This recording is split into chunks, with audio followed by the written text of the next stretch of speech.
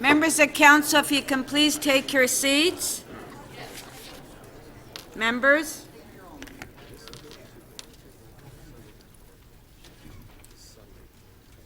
This meeting is now resumed. Members, we have a presentation this morning to recognize Toronto Paramedic staff on winning the Global Trauma Competition. I would like to call upon Mayor Tory to come forward for the presentation. Well, Madam Speaker and colleagues on Council and all the ladies and gentlemen who are here today with us, I think if you're like me, I had a chance even just recently to go up to the new Wilson Avenue facility that our paramedics have and that the citizens of Toronto have made available for themselves to be well served, but also for our paramedics. And what you realize is not only is that a wonderful place that has been put in place thanks to the investment by the city, but the work that goes on there thanks to the people is remarkable. And of course it isn't in that place really where the work is done as much as it is on the streets of Toronto each and every day. And I think oftentimes with a lot of the services that the city provides, they're taken for granted by people, and I guess that's a good thing in a way that people know those services are there. But at the same time, I think when our first responders go and participate in competitions, it's particularly wonderful for us to be able to see that kind of external validation, as it were, of something we know, which is that they are among the very best in the world, and that's the good fortune of the people of Toronto to have those people at their service. And so today I want to ask you to join me in recognizing a remarkable achievement by 4 of our Toronto paramedic services staff, and except there's 5 standing there. Well, the chief is there, so the chief is there. But the chief and 4 of his men and women, November the 4th, advanced care paramedics Rachel Janer, Christopher Rotolo, Jason Bename, and team coach Superintendent Martin Johnson, who were seated over there but who are now standing over here, competed in a patient care competition in Quebec City at the International Trauma Life Support Conference, or ITLS for short. And just to take note, when I said best in the world, you know, sometimes people throw these things around, but this was a competition that involved teams from around the world as they apply the ITLS standards of patient care to triage and treat trauma patients in simulated scenarios that are quite challenging and quite dramatic. You know, you feel like you're there and it's actually happening in front of your eyes. And they were up against teams from Ontario and from Quebec, other teams from Ontario and from Quebec, but also from as far away as the United Kingdom and Slovenia.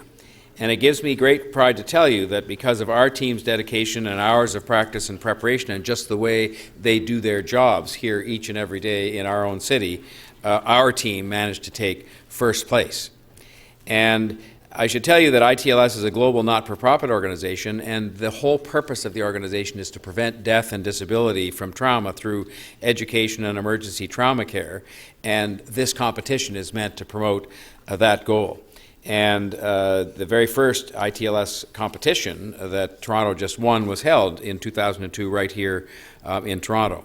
The last time our team won the competition was 2011, and Superintendent Martin Johnson, he's like the champion of the Grey Cup, winning Argonauts, he was on that team as well.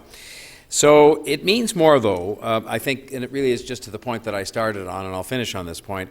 It means more than just winning a competition. It means that we can be assured of something we knew, which is that the people who are on our streets every single day, not in a competition, but providing the service that they're trained to do, and that they do with such skill and dedication, is something that we can see being recognized elsewhere. Now, I think there was some thought that there would be a trophy here we could see, but I gather the trophy, like the Grey Cup, it's occasionally gone missing, and it's somewhere. But I also wanted to make mention of something that was very important, and that was that this year the competition included the presentation of the inaugural George Iliadis Memorial Award to recognize a competitor who demonstrated exceptional professionalism and leadership. George was a deputy commander with Toronto Paramedic Services who earlier this year died tragically in a motor vehicle accident. And he was so highly respected, and I can tell you I know that because I went on your behalf to his memorial service. And to see the people who were there who were citizens, other first responders, police officers, firefighters, and of course many paramedics was something that was was incredibly moving to see, that people would take a professional like him and honor him in that way. And so with the blessing of his family, the award was created to honor his memory and the work that he did to advance paramedic care and to help the sick and the injured. And this year's recipient is Connor McCulloch, an advanced care paramedic from Niagara EMS, who is presented with the award by George's son and brother. And so I wanted to make mention of that only because George was such a very special person in our first responder community. And all of you are very special, including those who were not involved in the competition. And so congratulations on behalf of the members of Toronto City Council and the people of Toronto. And thank you.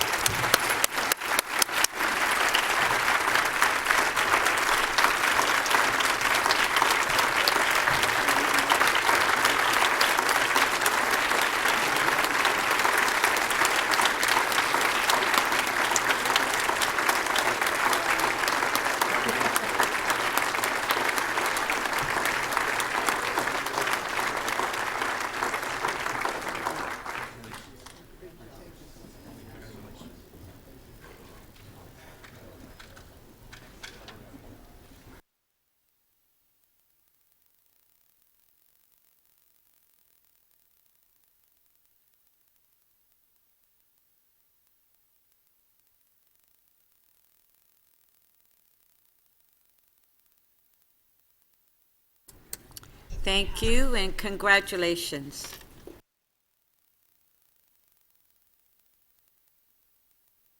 As a council, we will now review and confirm the order paper. There are 64 items left on the agenda. City Council has decided to consider items LS 23.1 and PG 24.8 on short-term rentals together as the first items of business this morning. They will be followed by items EX 2918, 2919, 2920 on the 2018 rate supported budgets for Toronto Water, Solid Waste Management Services, and the Toronto Parking Authority. I will now take the release of Member Holtz. Councillor Fletcher. Yes, I do have on page, sorry. We're in the pink sheets. Oh, I went to the blue.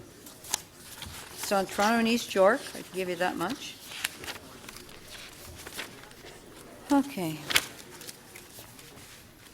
On page 9, Yes, on page 9, I have a release of the 28.66 pedestrian crossover relocation, Carlaw Avenue and Langley Avenue, okay? to send that back with a motion, actually, to send it back to Community Council after conversation with Ms. Gray. Okay, so on page 9, T 28.66, Councillor Fletcher is referring it back to Community Council. On favor? Carried. And then I have a motion that I would like to introduce, Speaker. Yes? I believe that's ready on Showline. Something we started in October and will be hopefully finishing today. So let's leave to introduce that. Okay. And I would like to see if we can have that timed for after the rate budgets. Okay, so first let's, all in favor of introducing? Carried. And Councillor Fletcher is asking that this be dealt with after the rate budget. All in favor? Carried. And Okay. then, Speaker, I have one other that I'd like to make time specific, and that is planning and growth, page 6, planning and growth management, PG 24.6, Portland's planning initiatives, final report. And I didn't have a chance to speak to Councillor Shiner this morning before it all started, to have that first thing on Friday morning, since Okay. he's holding it, but I'm making it time specific. Okay, just one sec, Councillor Fletcher. Councillor Shiner. I'm absolutely fine with that. Okay. So that's on page 6, PG 24.6, to be dealt with tomorrow morning. On favor? Carried. Okay, thank you. Councillor Fragadakis? Yes, thank you, Madam Speaker. On page 3, I was wondering if this is the appropriate time to ask for a timed item on PW 24.5. I was thinking tomorrow at some point in the morning, perhaps. After Portland's. After the Portlands? Okay, Councillor Fragadakis is asking on page 3, 24.5. That's the speed limit on Bayview Avenue be dealt with after the Portlands issue Friday morning. On favor? Carried. Councillor Shiner? Madam Speaker, I would like to release on page 8 of the pink sheets. It's on the pink sheets. North York Community Council item 26.57, City of Vaughan Young Steels Corridor Secondary Plan. I held it. I've talked about it again, but for the members of council that may not watch the areas as far up as Young and Steels, this is where our friends up in Vaughan want to substantially increase the density that would end up using the subway line that they would like to see extended there that doesn't have capacity now, even when you're starting at Finch. Never mind as you move down the line to the other streets. So this is to authorize our staff to participate and to object to those intensifications up there where they really are going well above what their official plan is suggesting. Okay, that's on page 3. Page 8. NY 2657, Councillor Shiner is releasing. Can we get a recorded vote on that? Recorded vote. Recorded vote.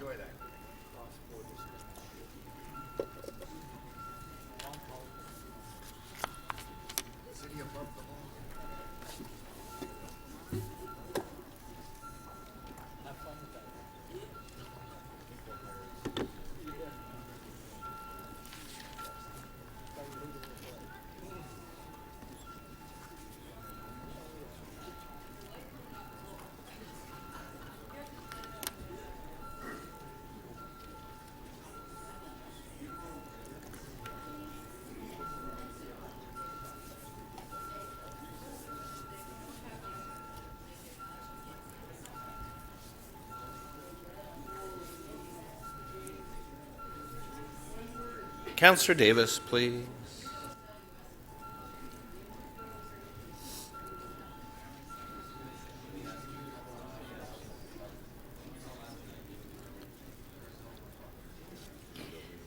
The item carries unanimously, 33 in favor. Councillor Perks. Thank you, Speaker. I have 2 items that I can release.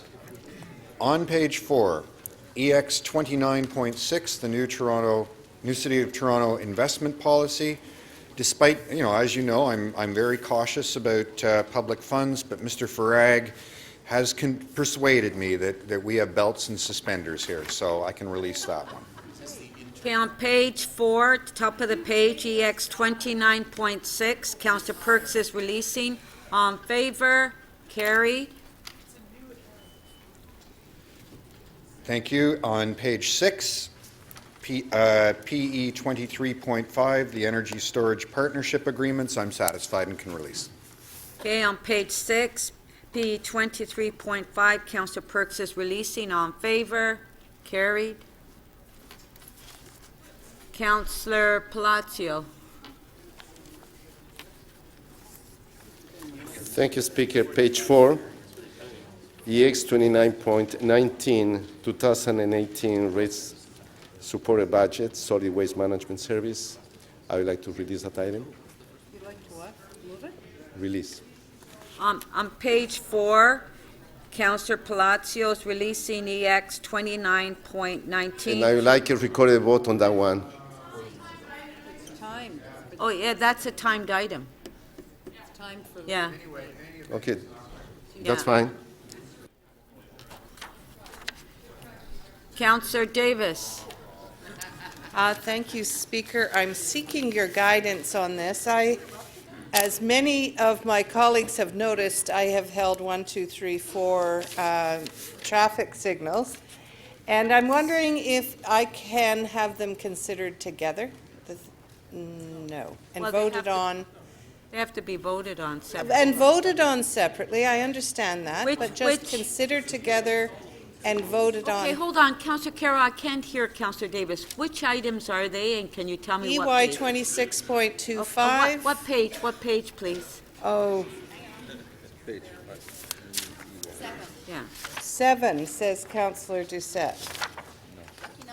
Yes, EY 26.25 on page 7. I don't want to vote on them right now. I just am asking if we could, from a procedural perspective, have them considered together. I'm just And asking. then you've got the 4 in North York, Then right? there's NY on page 8. Yeah. NY 26.28, 32, and 33. Okay, we can, that's fine. And- That's fine. And just to make sure that transportation staff are here, and I know they're well aware Okay, thank of you. this. I have one other to release on page 9, MM 35.5. And it is called? It's called the Uber data breach. The member's motion on page 9, MM 35.5. You're releasing, Yes. recorded vote. I'm letting you know that we're avoiding That's Uber one data speech. breach. All right. You want to hold it? Okay, Councillor Palacio would like to hold it. Councillor Cressy? Thank you, Speaker. On page 5, item ED 25.6, potential policies and programs to support Toronto's retail areas, I can release that with thanks to the Economic Development and Culture staff. Okay, on page 5, the bottom of the page, ED 25.6, Councillor Cressy is releasing. On favor? Oh, Who said hold? sorry, Josh. Okay, Councillor Cole would still like to hold it. Okay, just one sec, Councillor Palacio. So Councillor Cole and Councillor Cressy, would you still, okay, transfer it to Councillor Cole? All right. Councillor Palacio, point of order? Thank you, Madam Speaker. Councillor Davis, she held one of my items, and that's EY 26.25. It has to do with traffic lights recommended by staff, and I want to be here when that vote takes place, and I hope that's not going to be released or anything is going to be changed while I'm not in the chambers. This is an issue of death and life, and I will not stand up to any member who is holding items that are recommended by city staff. So I want to make sure that that happens. Okay. Thank you. Thank you. No, it's not a timed item. Councillor Davis just asked that it be dealt with at the same time. All those in favor of adopting the order paper, recorded vote. Yeah.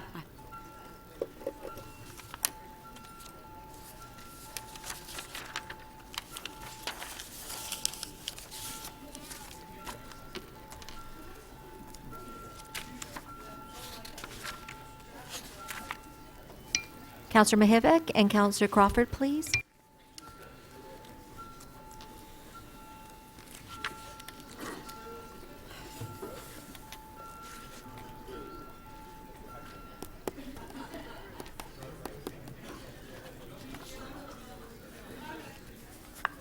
The motion to adopt the order paper carries 32-1. Okay, so we'll now go to the timed items, which is LS 23.1 and PG 24.8 on short-term rentals. And questions to staff. Please put your name up, request to question staff.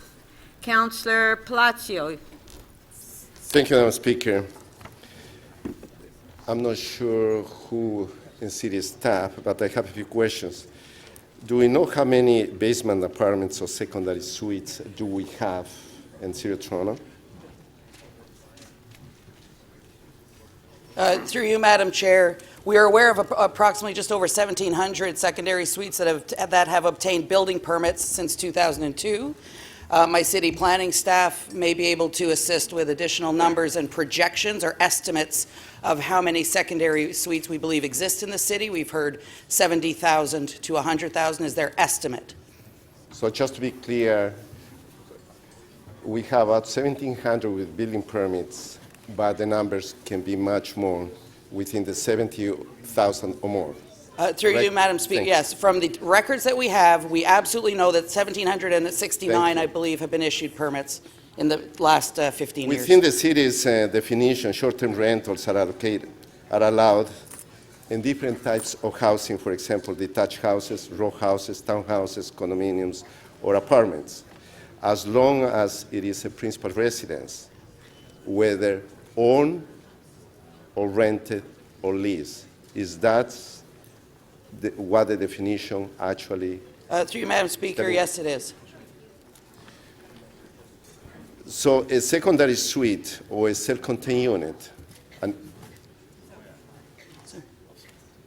can be rented as long as either the tenant, if the unit is a long-term rental, either the tenant can rent or whoever is occupying that principal residence. So through you, Madam Speaker, the initial staff recommendations would have permitted the use of a secondary suite for rental as a short-term rental, whether it be by the owner of the property or the tenant occupying the secondary suite.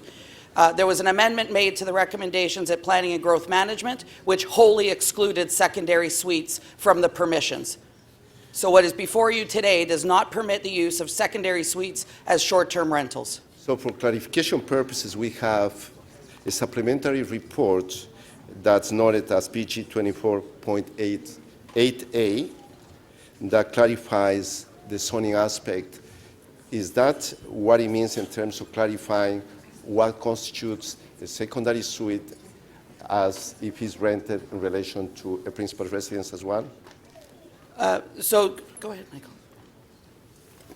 Through you, Madam Chair, the supplementary report does not speak to clarifying principal versus a renter, short-term renting out their use. It just clarifies what are secondary suites across the city. Okay, that's fine. How many short-term rentals do we have in City of Toronto through the multiple disruptive technologies that we have, including Airbnb? So through you, Madam Speaker, the data we've relied upon is the data we were able to obtain throughout 2016.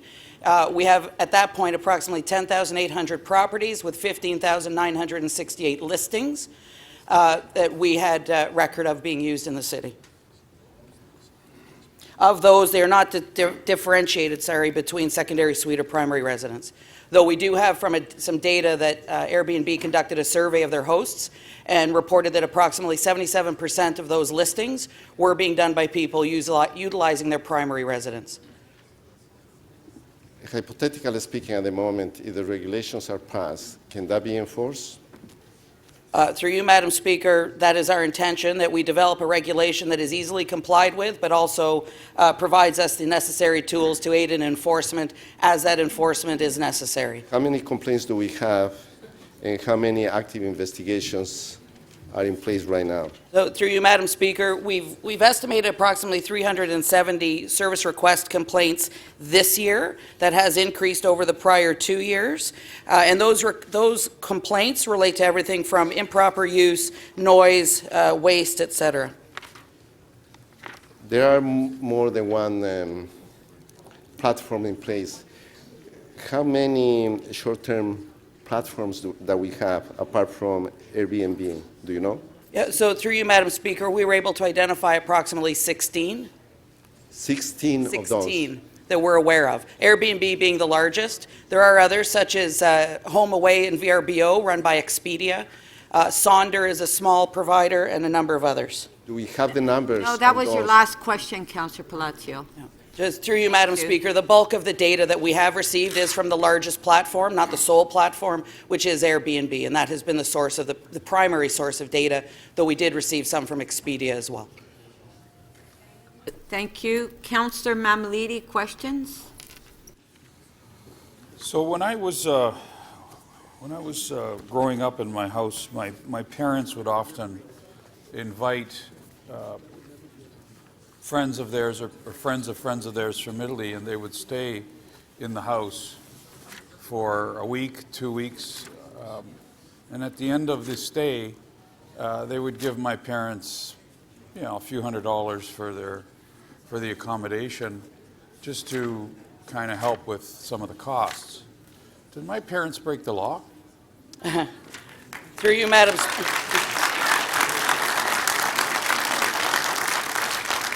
If I can ask the members of the public, please refrain from applauding. I'd like you to keep doing it, but Please. If you can wave, but you can't applaud. Through you, Madam Speaker, sir, I'm sure you come from a very law-abiding family. So the complexity with this is there are different ways that people are utilizing their property for short-term rental purposes, and there's a mishmash of permissions and allowances around the city. The goal here is to standardize it, explain it, keep it simple to comply with, allow people to participate so that they may not run in foul of the law. let me give you another example.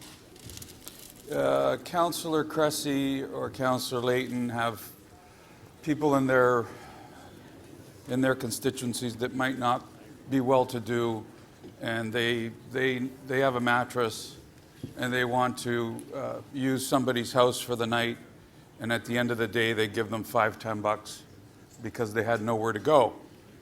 The person that owned that house, did they break the law? Through you, Madam Speaker, I would say no. This is less about the exchange of some compensation for an occasional use in your example versus people who are advertising and offering their property to the masses on a short-term basis. So what if someone with a mattress decided that they're not going to sleep on the streets and instead ask people to use their living rooms with their mattress? Through you, Madam Would that be illegal? Would that be something that's enforceable? Through you, Madam Speaker, that would be a wonderful thing if people in the City of Toronto gave homes to people who don't have them.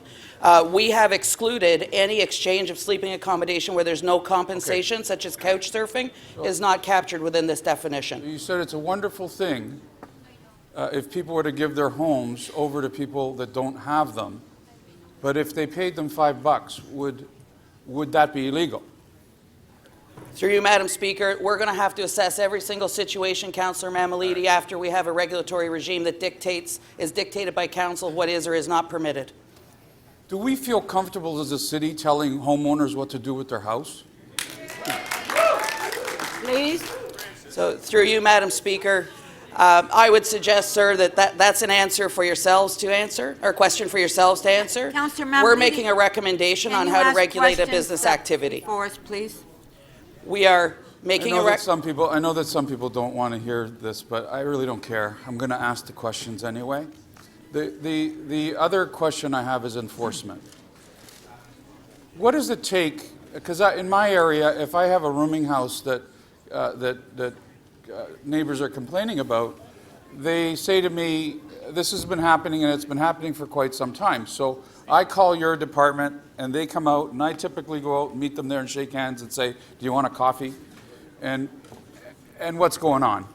And they say to me, "It's very difficult to enforce this measure because it's so transient that the courts will just throw it out.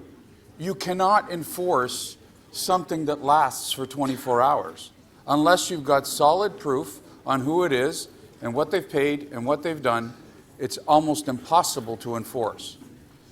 Would that be the case in a similar situation where you get one person for the night, see you later? How do you enforce that?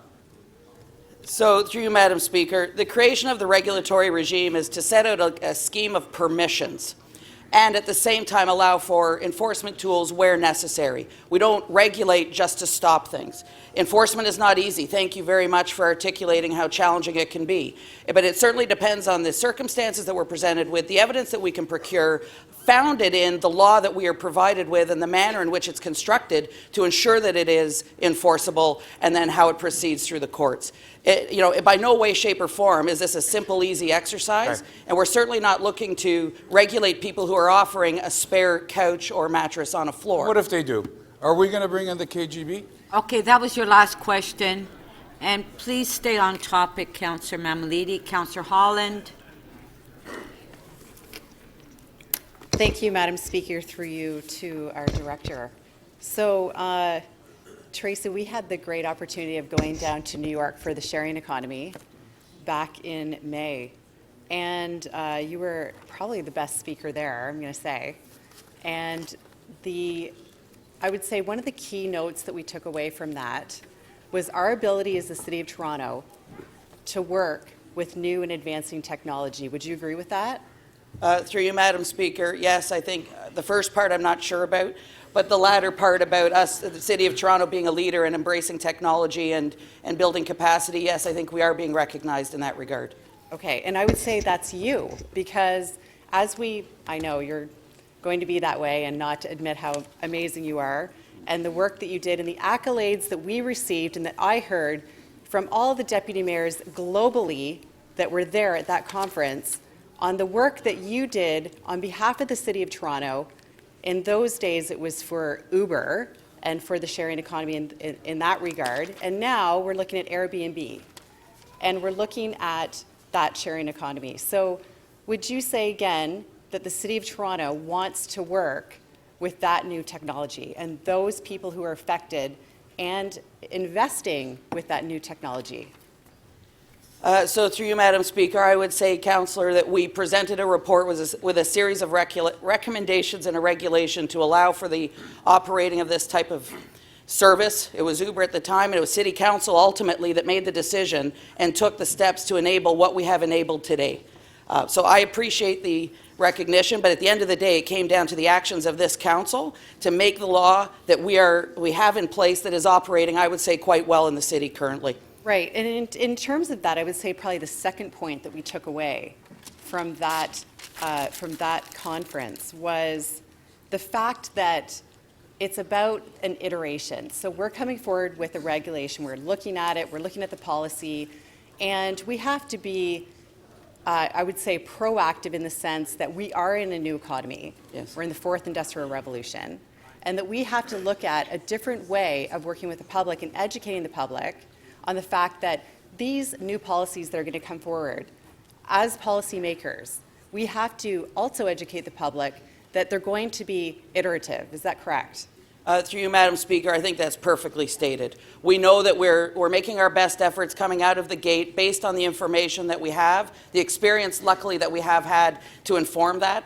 But at the end of the day, things are going to keep changing. Technology is going to continue to evolve. We don't know where we're going to be 3-5 years from now. So absolutely recognizing that this is always going to be and needs to be a work in progress to reflect the realities of the day is a critically important thing to keep in mind. Right. So as we debate today, the politicians that are here today, the technology that's here today may not be here in a few years from now.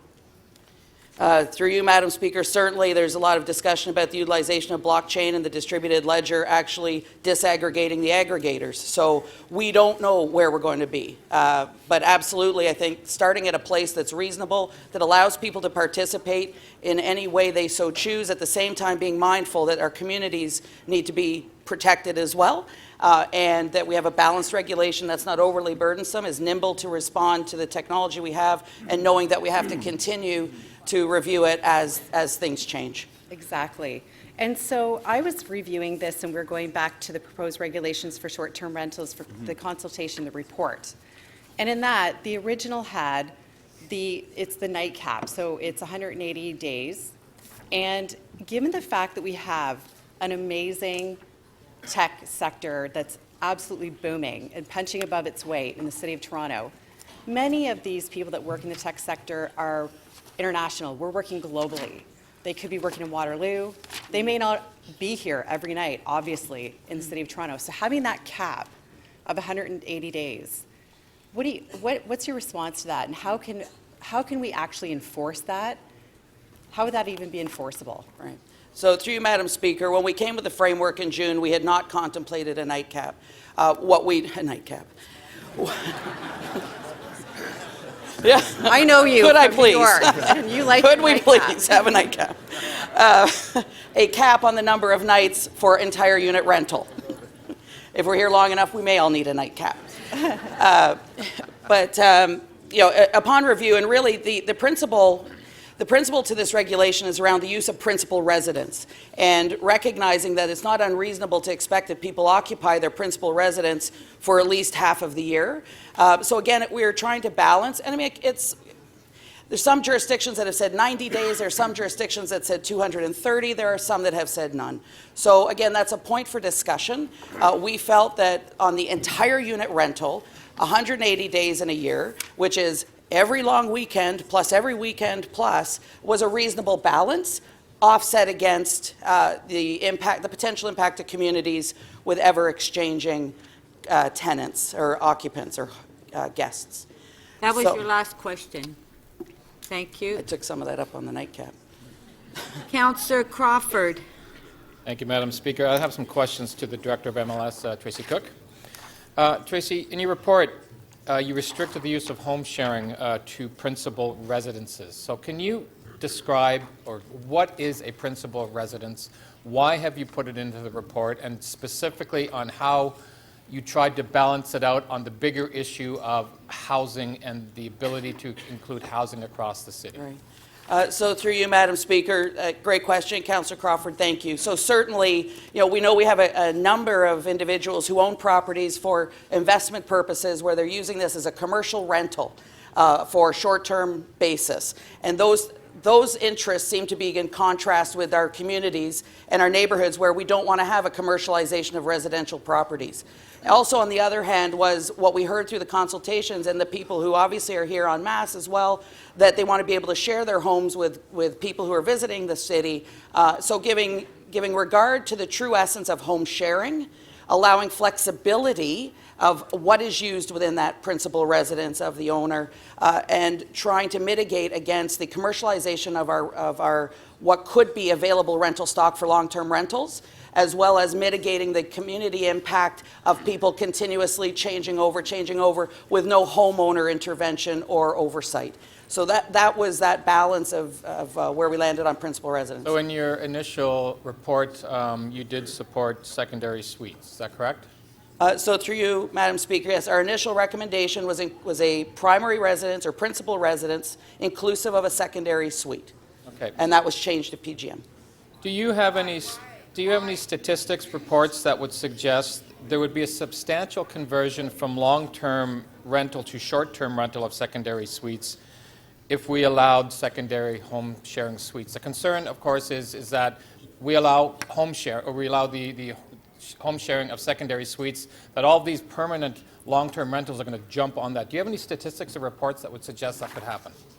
So through you, Madam Speaker, and that's where we're a bit challenged with data.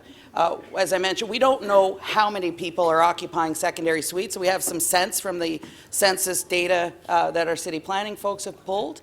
But to identify who is going to make an individual choice of if they offer their secondary suite for long-term versus short-term, it's data we don't have. You have no idea? No. Okay, fine.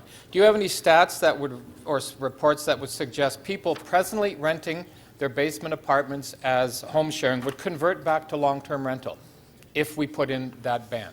Do you have any stats that would show that that would happen? So through you, Madam Speaker, again, on the issue of statistics and how people are utilizing the secondary suites and what choices they may make, we don't have specific data in that regard. We do know there are homeowners who do use a secondary suite on a short-term rental basis because that's their choice. Some that use it as a long-term rental basis because that's their choice, but we do not keep records of that type of rental accommodation as yet. In other words, again, we have no idea. We don't have the data as yet. So, a question, if an amendment is moved when we get into the speaking, and just let me read it, and if you can comment on that. Permits a secondary suite to be used as a short-term rental if it is exclusively and separately occupied as a principal residence. Do you know what that means? So through you, Madam Speaker, throughout this program or this report, we've looked at trying to balance the rights of owners of property with tenants of property to make sure that everybody can participate in home sharing or in the short-term rental sphere. What you're talking about there would then allow someone in a secondary suite who is a long-term tenant to participate in short-term renting that principal residence of theirs, which is the secondary suite of the the homeowner. That's a lot of words. So so if amendment is made, so what you're saying is a tenant who has a basement apartment, a homeowner rents it out to a tenant, that tenant can actually put it onto Airbnb, and that tenant or the homeowner will have no control over who's coming into their house because the tenant is renting it out to Airbnb. Is that what an amendment could potentially, is that what it would mean if this amendment comes forward? So through you, Madam Speaker, based on what you've read to me, Councillor Crawford, yes, that sounds like that would give the opportunity for the tenant in the secondary suite, which is their principal residence, to offer part of their principal residence for short-term rental basis. Again, we'll discuss that more if that amendment happens. Okay, that was your last question. And if I can remind the members of the public, please, no disruption. Councillor Campbell. Thank you, Madam Speaker. Through you to Ms. Cook. When does a basement room become let me rephrase this. Does a basement room become a secondary suite when kitchen facilities are added?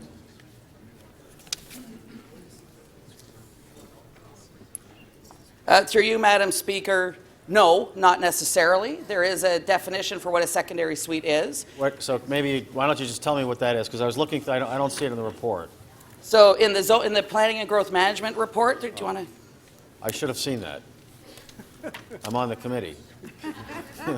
Through you, Madam Speaker, the definition of secondary suite includes both food preparation and sanitary. So you got to have a bathroom and food prep. So do we go further to define what food prep is? I mean, food prep could be a microwave oven, right? No, we do not define it. We do not define it, okay. All right, so, okay. And we have to Ms. Cook, we have an idea of the number of secondary suites in Toronto. I think you've said overall the number's around 7,000? So through you, Madam Speaker, we know since 2002, 1,700 and change, 1,789, I believe, have obtained a building permit for the construction of a secondary suite. There is an inventory of secondary suites that would have been deemed lawful if they met the provincial fire code and building code of the time when they were constructed pre-amalgamation. So that inclusive number, the estimates coming out of city planning was at maybe 70,000 to 100,000 secondary suites, either pre-amalgamation regime or post. So prior to, the innovation of this technology, where it made it easy for people to post their secondary suites up for short-term rentals, did the city receive complaints from neighborhoods that somebody had a basement apartment and there was a constant flow of people going in and out? Did that happen before before the technology? So through you, Madam Speaker, I think I'd parse that into two different responses. The notion of people offering a part of their premise for short-term rental is not new. Right. The scale and the obviousness of it occurring is consistently greater because of the technology enabling it so easily, right? It used to be a newspaper ad and not. Now, as far as us receiving complaints, I could not tell you a specific number of complaints that we've received specifically related to the use of a secondary suite. We do get complaints about how properties are used writ large. Generally, those are complaints about the belief of illegal rooming houses, which is not what we are talking about here today. So I can't parse it into that specific complaints on secondary suite. What's the definition of an illegal rooming house? Oh, God. Do you have the definition handy? No. Through the chair to Councillor Campbell, an illegal rooming house would be either one that is a rooming house that's not licensed under the City of Toronto municipal code, or the zoning does not permit a rooming house occupancy use at that property. So if somebody has a house and they have 5 or 6 bedrooms and they have 5 or 6 different occupants staying in that house, whether they're paying or they're not paying, does that constitute a rooming house, an illegal rooming house? So through you, Madam Speaker, I'll go back to a comment I made previously. Every situation unto itself is different depending on the circumstances. There's nothing that precludes someone from having a couple of boarders or lodgers. This short-term rental proposal would allow up to 3 bedrooms to be used for short-term rental basis. At 4 and greater is where you start getting into discussions around rooming house numbers. So again, I can't give a blanket, if you do X, it equals Y, because there are a lot of contributing factors. So the last question has to do with people that are presently renting secondary suites as their principal residence. Would complaints come to you if they're being evicted for purposes of somebody establishing a business? No, through you, Madam Speaker, the issue of landlord and tenant relationships is specifically under the Residential Tenancies Act and is a matter of the Landlord and Tenant Board. In September, the province did enact some enhancements to ensure against, do you have that paper?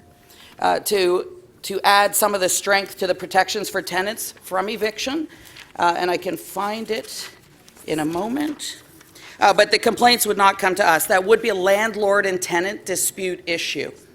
Can you just, but you just mentioned something that's important about the province That enacting was your some last legislation. So, You can't find it. No, it's the notice. It was what they changed. You're right. Oh, right, they changed. Okay, it. so Councillor... Sorry, I just wanted to, that was my Yeah, you delay, can- I'm sorry. Yeah, answer the question, but that was your last question. So there have been legislative changes made to the Residential Tenancies Act to avoid tenants being evicted due to abuse of the landlord. So what they've tightened up is that it must be for the landlord's own use. So there's still, if someone is a tenant in a secondary suite and they are being evicted for purposes other than what is permitted in the Residential Tenancies Act, that is a landlord and tenant board issue. And some amendments have been made to the RTA to strengthen that, and that would be in their purview.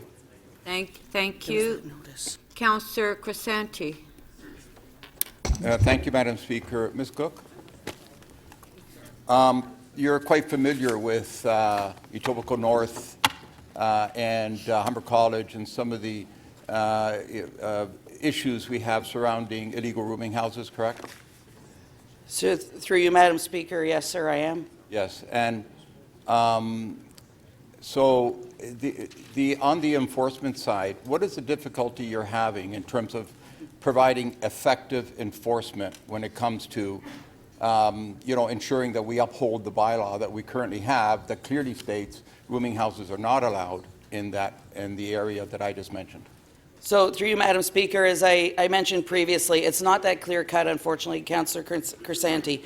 Certainly, every investigation or complaint we receive, we have to determine how the property is being used, what the permissions are for that property. So, and we do get a number of calls where people believe it's an illegal rooming house, but when we actually investigate, we cannot prove that out based on the way uses are defined. So an example would be if someone's operating as a single housekeeping unit, 5 people who are friends, the 5 of us, God help us, the 5 of us that all can collectively rent a property and pay a single rent, that would not be a rooming house the way things are defined currently. So, we have so many different types of scenarios. I recognize your frustration, and that is why we need to address... Just one second. I'm going to put your time on hold.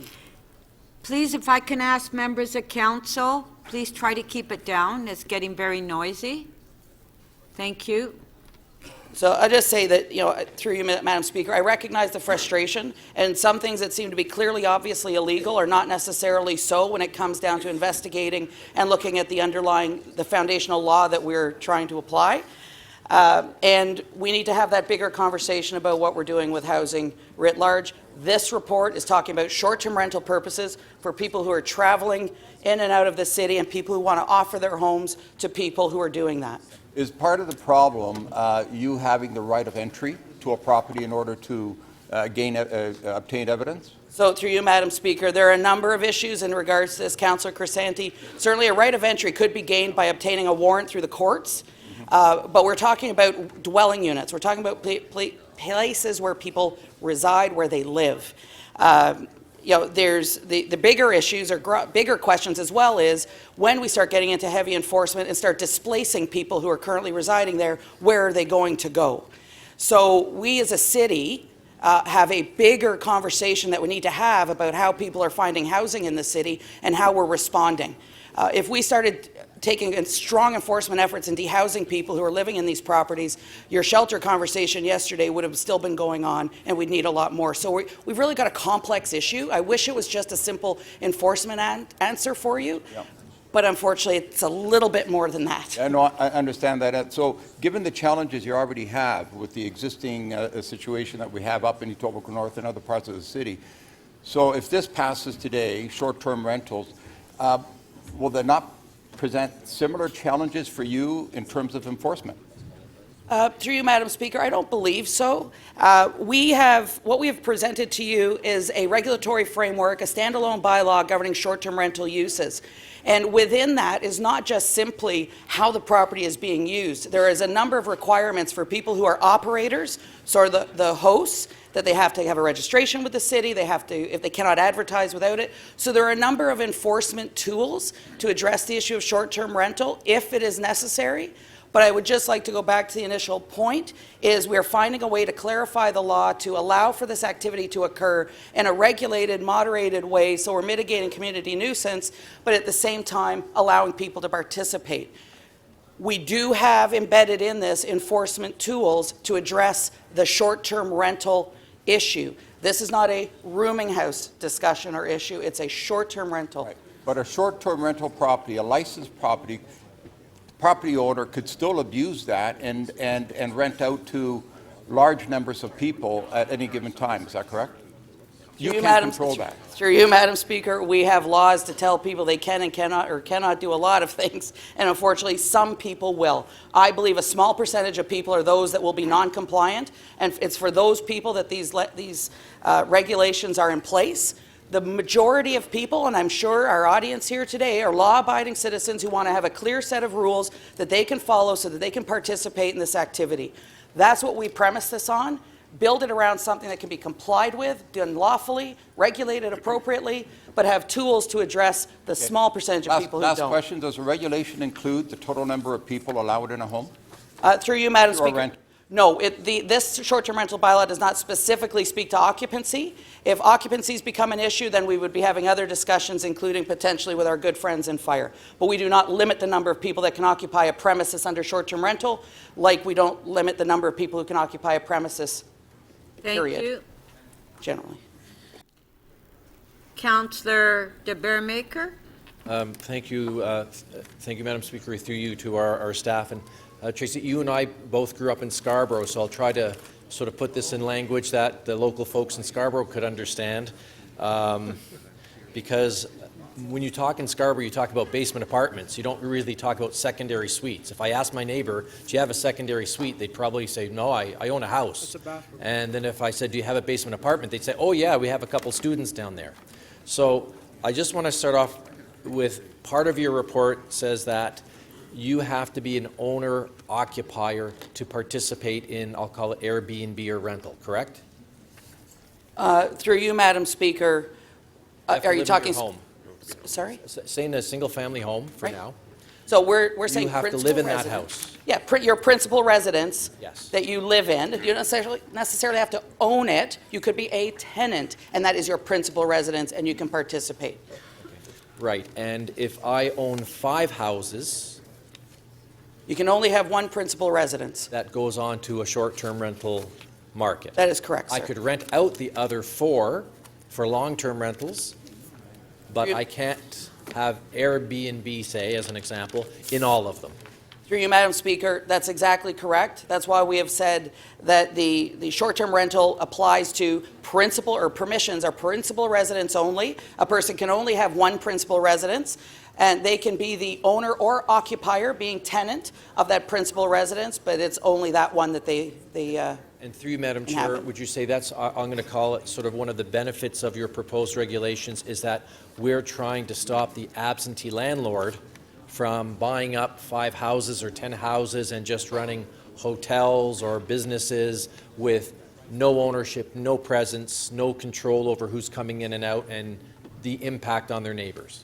Through you, Madam Speaker, absolutely. We do know that there are people who have a property in the city that they want to rent out on an ongoing basis on a short-term rental. We've said no to that. We've tied it really to the principal residence to ensure that our residential neighborhoods stay residential. And don't become industrial or commercialized rentals.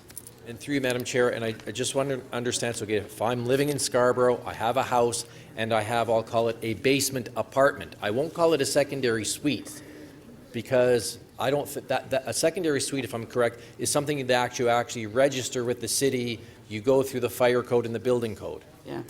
No, so through you, Madam Speaker, the supplemental report that planning wrote does speak around what that is. A basement apartment is a secondary suite. I'll let Michael step in.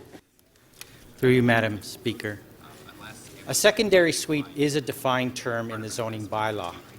A basement apartment is not. They can be the same thing. We call it a secondary suite today. The common language is a basement apartment. But if it has a separate door, if it has sanitary facilities, if it can be food preparation, it's, in today's language, a secondary suite, but years ago it's a basement apartment. They're the same thing. So if I live in Scarborough and want to rent out my basement, haven't had tenants in it before, I just want to rent out my basement to short-term rentals, is that allowed under this, under our proposed regulations? In our report, we recommend that you could short-term rent up to 3 rooms in your house or a secondary suite. At PGM, the recommended permission for secondary suites was removed or not allowed. Okay. And then on recommendation number 6 of the staff report talks about no operator shall be permitted to operate an entire unit rental for more than 180 nights per calendar year. So under this legislation, if I'm in Scarborough, I own my house or I'm paying the mortgage on my house, the city would allow me to rent out my entire house for a short-term rental. That would be okay, up to 180 days. Through you, Madam Speaker, yes, over a total of 180 days over the entirety of the year. So in theory, if I wanted to make a little bit of extra money for whatever reasons, I could go and ask my brother to crash at his place for a week while somebody comes and rents my home, and then go back to my home. That is correct. But the goal of your report is that it is an owner-occupied home or dwelling. So through you, Madam Speaker, I just want to bring clarity on the occupied. So we're not requiring that the owner is present, which is the entire unit rental scenario, but simply that it's the principal residence.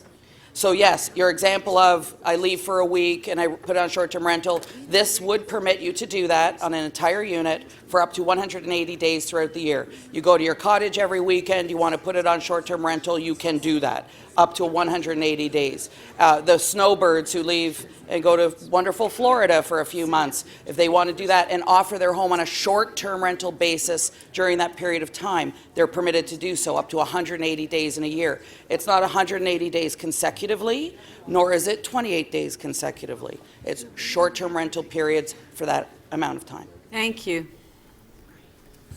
Councillor Cressy. Well, thank you, Speaker. I'm going to direct my questions to the Chief Planner, and I want to bring this back to a different part of the conversation, which is, in your estimation, is there a lack of accessible and affordable rental housing in the City of Toronto right now? Yes. All right. What is a healthy vacancy rate, a rental vacancy rate in a city? Our official plan refers to 3%. It's commonly accepted healthy vacancy rate in our environment. Okay, so a 3% is a healthy, 3% and above is a healthy vacancy rate. What is the City of Toronto's vacancy rate for rental housing as of today? The most recent CMHC number is 1%. 1%. When you have a low vacancy rate like 1%, does that mean it is harder for people to find affordable rental housing? Yes. Okay. How many units would the City of Toronto need, new rental housing units, to get from 1 to 3%?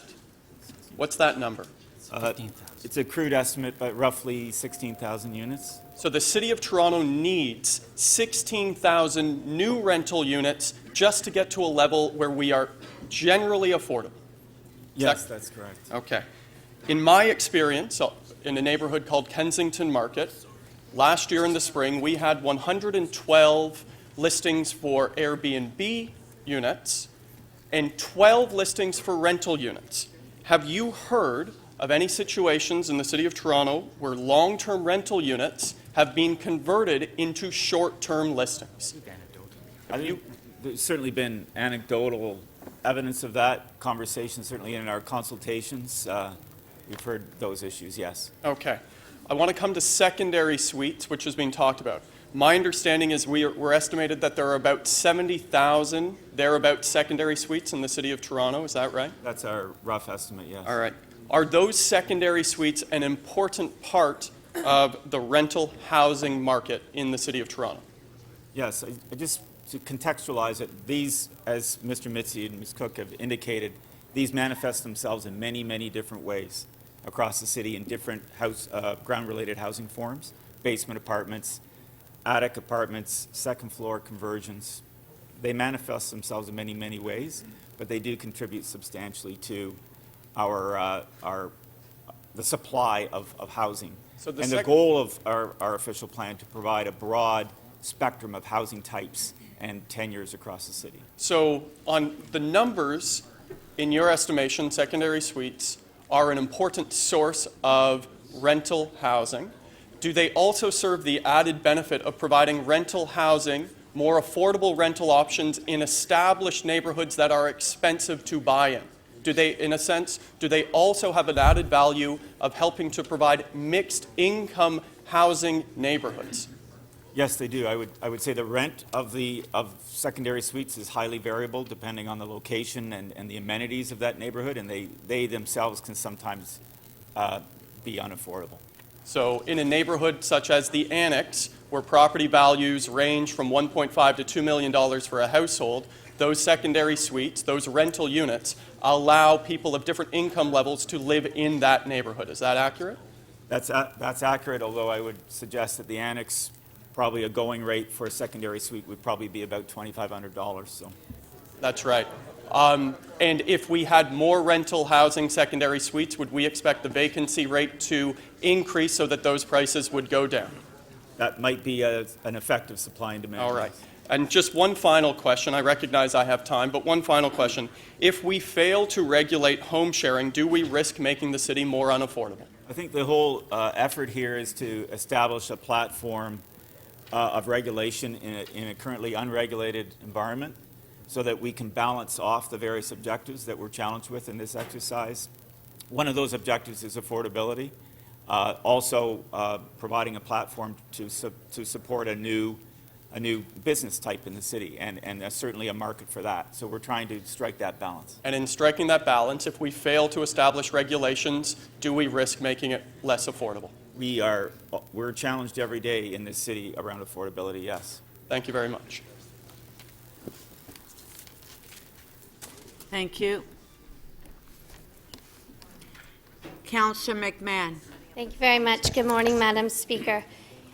So I just want to go back to this secondary suite definition. So you need food prep ability and kind of extensive food prep, not just your toaster oven and microwave.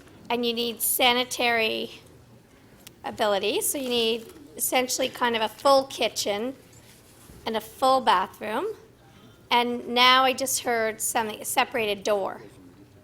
So is it the three things you need to have be defined as a secondary suite? Through you, Madam Chair, just so we're all on the safe side, it is a defined term in the zoning bylaw, and I can provide that exact definition.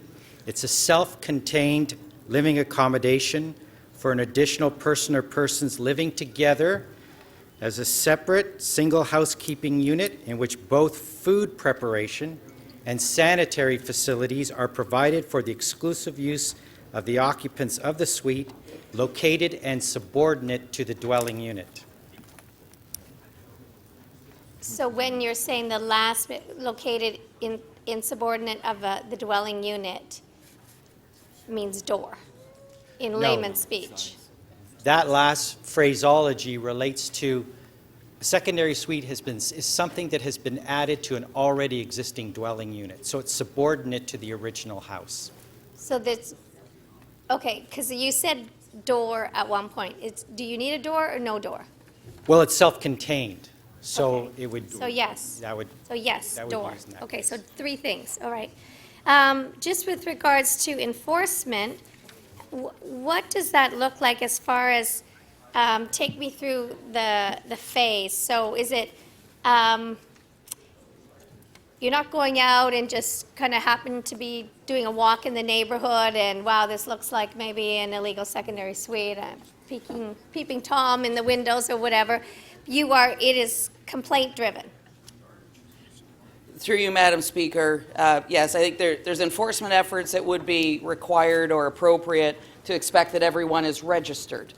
And then from there, where it's about the use, they would generally be complaint-based. We will also be requiring an exchange of data, so that will help inform if it's necessary for us to undertake any level of proactive.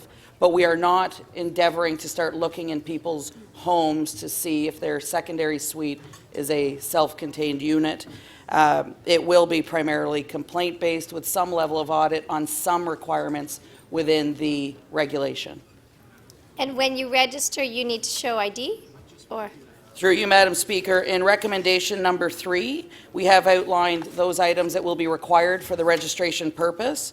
That does include identification, a form of identification that we will be defining. Because I think, if I think of a renter in a basement apartment, their ID might not be that address. I think that's pretty common. So through you, Madam Speaker, and that's where we were less prescriptive and left it more open for us to nimbly. I recognize that people have different forms of identification or manners by which they may prove that that is their principal residence. There is a provision in the proposed regulation as well that where we believe someone is not using a principal residence, that it's a reverse onus, they are required to provide us proof that it is. So on both sides, because we know the principal residence issue is important, that there's a reasonable amount of information provided in the initial stages registration that's flexible to recognize that not everyone has a driver's license, and we need various forms to support those. Yeah. Just 2 more questions quickly. What do you think of the motion that came down at Planning and Growth? Through you, Madam Speaker, I am going to respectfully decline on opining. I think we put forward a set of recommendations that would allow people to participate in a broader way, inclusive of their secondary suite. We heard, and I see a deputant here who spoke about him maintaining his home when he had lost his job, and by using the secondary suite as a short-term rental that afforded his ability to live. We also heard from deputants who said they can't find a place to live. So it's really a very difficult. All right. Last question. Which file is more exciting to you, Uber or Airbnb? Through you, Madam Speaker, backyard hens.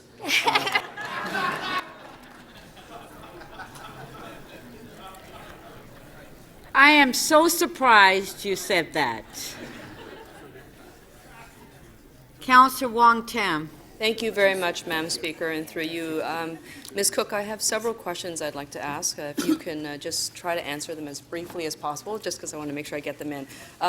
The City of Chicago has created a list of properties that are off limits to Airbnb and other type of home sharing applications and platforms. And they've done that largely to assist them with centralizing data and to allow for a more efficient and better enforcement. Are you aware of that service?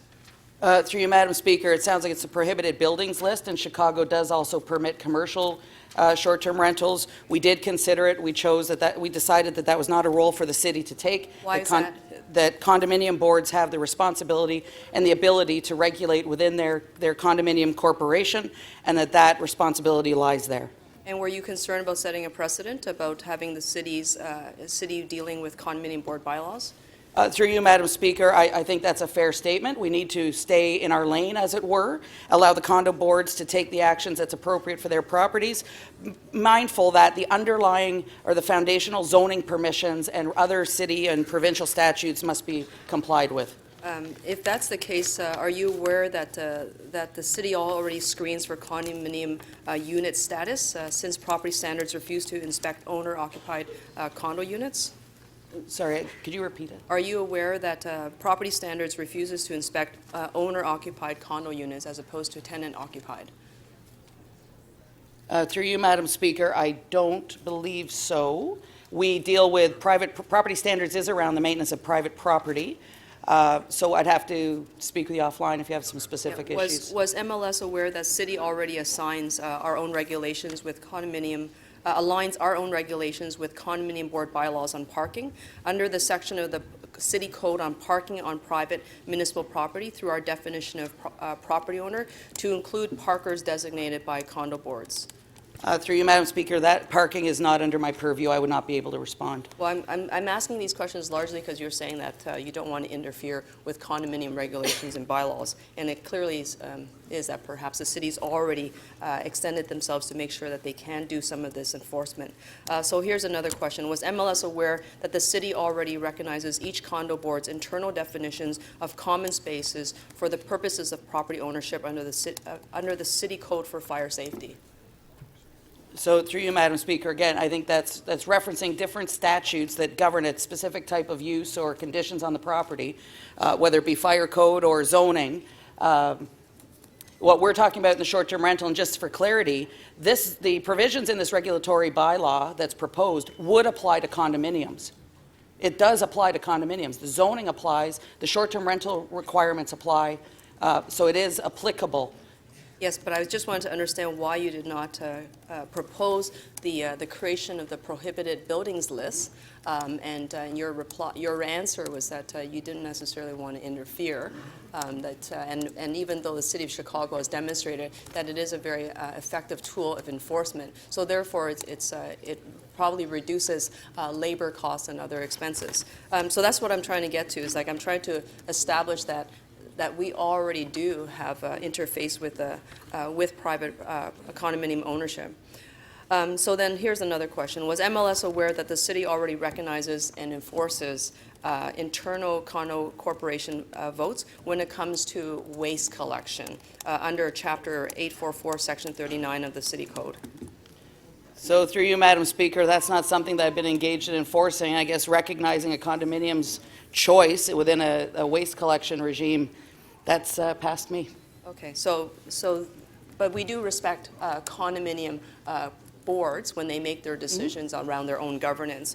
So then with that in mind, knowing that those precedents exist, would MLS consider perhaps today or in the future, if deemed necessary, the creation of a prohibited list for buildings as a tool of better enforcement? So through you, Madam Speaker, I think absolutely, Councillor Wong-Tam, as we get experience with this regulatory regime, and we believed that by requiring it to be principal residents only, that that would take care of a great deal of the issues that are occurring in the condominiums. But certainly, as Councillor Holland referenced, I know we'll be discussing this again further. We did contemplate the prohibited building list. It was a deliberate discussion. We opted and believed that with the principal residents and the entirety of what we are proposing as permissions would address some of those things where Chicago was far more open and does allow for commercial use. We felt that our principal residents founded regime would be sufficient to address that issue, and that's why part of the reason as well why we chose not to recommend it. Thank you. That's your time's up. Councillor DeGiorgio. Madam Speaker, a couple of questions. Tracy, the recommendations that were put forward by the committee, one of the instructions were that you were supposed to come back with a review of the submissions at committee and come up with any other recommendations. Did you actually come up with any other recommendations? Through you, Madam Speaker, no. We did review the input from committee, and we didn't feel that it was necessary to add complexity, that we felt that what we provided did address the issues that were raised. So there is no supplemental report from me, sir. Okay. Secondly, I want to pick up on some of the comments of the previous questioner. So from an administrative point of view, what are some of the additional recommendations that you might find difficult to manage if, in fact, there were to be modifications to the recommendations that you brought forward? So through you, Madam Speaker, what we have tried to do is balance again, appropriate regulation to allow protections in communities without becoming overly burdensome and pulling out Councillor Hall or Deputy Mayor Holliday's red tape. We've tried to avoid doing that. We felt that by allowing a pass-through registration system for those platforms that are capable, an online registration for operators who are not affiliated with a large platform, and taking that information primarily online is an important piece of making sure this works and that people comply.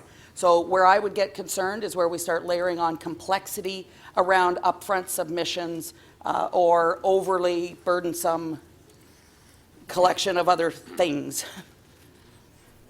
This is a rather difficult topic for me to wrap my mind around, simply because it has economic impacts, but it also affects different areas of the city in a different way. I mean, you have to segment the city to try and comprehend the impact on particular quarters. As a matter of fact, down in the city, I have great difficulty understanding why we confine this to principal residents only. Like, I know that there is a vacancy rate in the secondary rental market that is quite high, but not citywide vacancy rate as it relates to rental housing. Yeah, by city. I guess what I'm asking is, are there a lot of condominiums that are on the market that are vacant simply because people can't rent them out? Through you, Madam Chair, to answer both your questions. First question, we think it is very important that the definition is linked to the concept of principal residence, because then we stay within the realm of home sharing and we don't drift into the commercialization of residential space. That's a bad thing, you think? We're not recommending that, no. This is a home sharing exercise. This isn't about turning residential units into commercial units. What I'm trying to understand is, why is permitting some commercialization a bad thing, given that there are people who might have units that are vacant and would be in a better position if they could rent out those units on a short-term basis? That's all. Notwithstanding that it may not be a principal residence.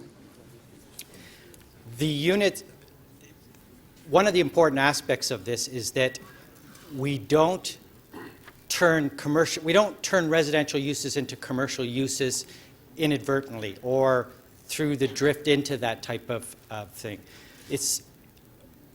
We want to make sure that that we don't harm the long-term rental market by having commercial uses permanently allocated to what were formerly residential uses. So when you do short-term rental, you can only do it for a short-term basis. Understood. I guess what I'm trying, in my area, for example, you would not be risking anything in allowing commercialization, simply because when people live in a basement apartment in my area, they can't live anywhere else. The affordability is an issue. The whole platform that is being recommended with the package is one of our goals is to be consistent with the official plan. The official plan seeks to ensure the stability of our residential areas. The premise of this from a land use point of view is that we don't want to accidentally create the commercialization of our neighborhoods and our residential areas. So we're recommending a bylaw that is consistent with the intent of the official plan. And that's the whole purpose of this, is to stay within that I've only got one last question. I appreciate the stability of neighborhoods, but I guess what I'm trying to say is there are inbuilt controls. For example, if someone wants to own a unit in a condominium, but it's not a principal residence, guy lives in Florida, I don't know, and the board... Councillor DeGiorgio, your question. My question is, the board has interest in retaining the stability of that condominium building, so there are controls there. I guess what I'm trying to say... That was your last question. Councillor DeGiorgio, that was your last question. I think, through you, Madam Speaker, that tips into other land uses like hotels, other forms of commercial accommodation, and that is something that is not consistent with the intent of the official plan. Thank you. Councillor Holladay.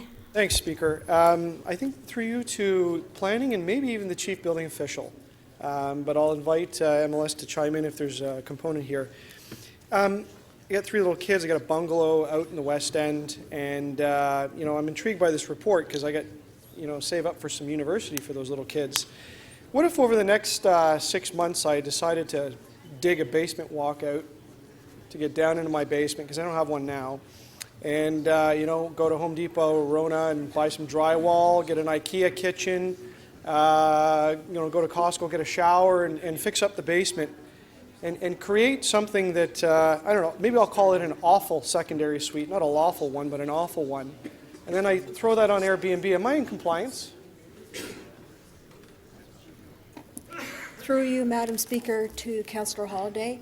A building permit would be required for that work. Oh, a building permit, okay. And it would have to comply with the requirements of, I think it's Division A, the requirements for a dwelling unit. What if I didn't get one? What if I did this 5 years ago and I'm just admitting to it now? Then we're going to charge you, Councillor Holiday. You'll be charged. Yeah, I know, but this is my point. Like, what am I up to? Like, what do I do? Go to the building counter and say I'd like to apply to make my secondary suite lawful? What does it cost? It would, through you, Madam Speaker, it would cost whatever the building permit fee is that's required for that renovation and change of use. Yeah.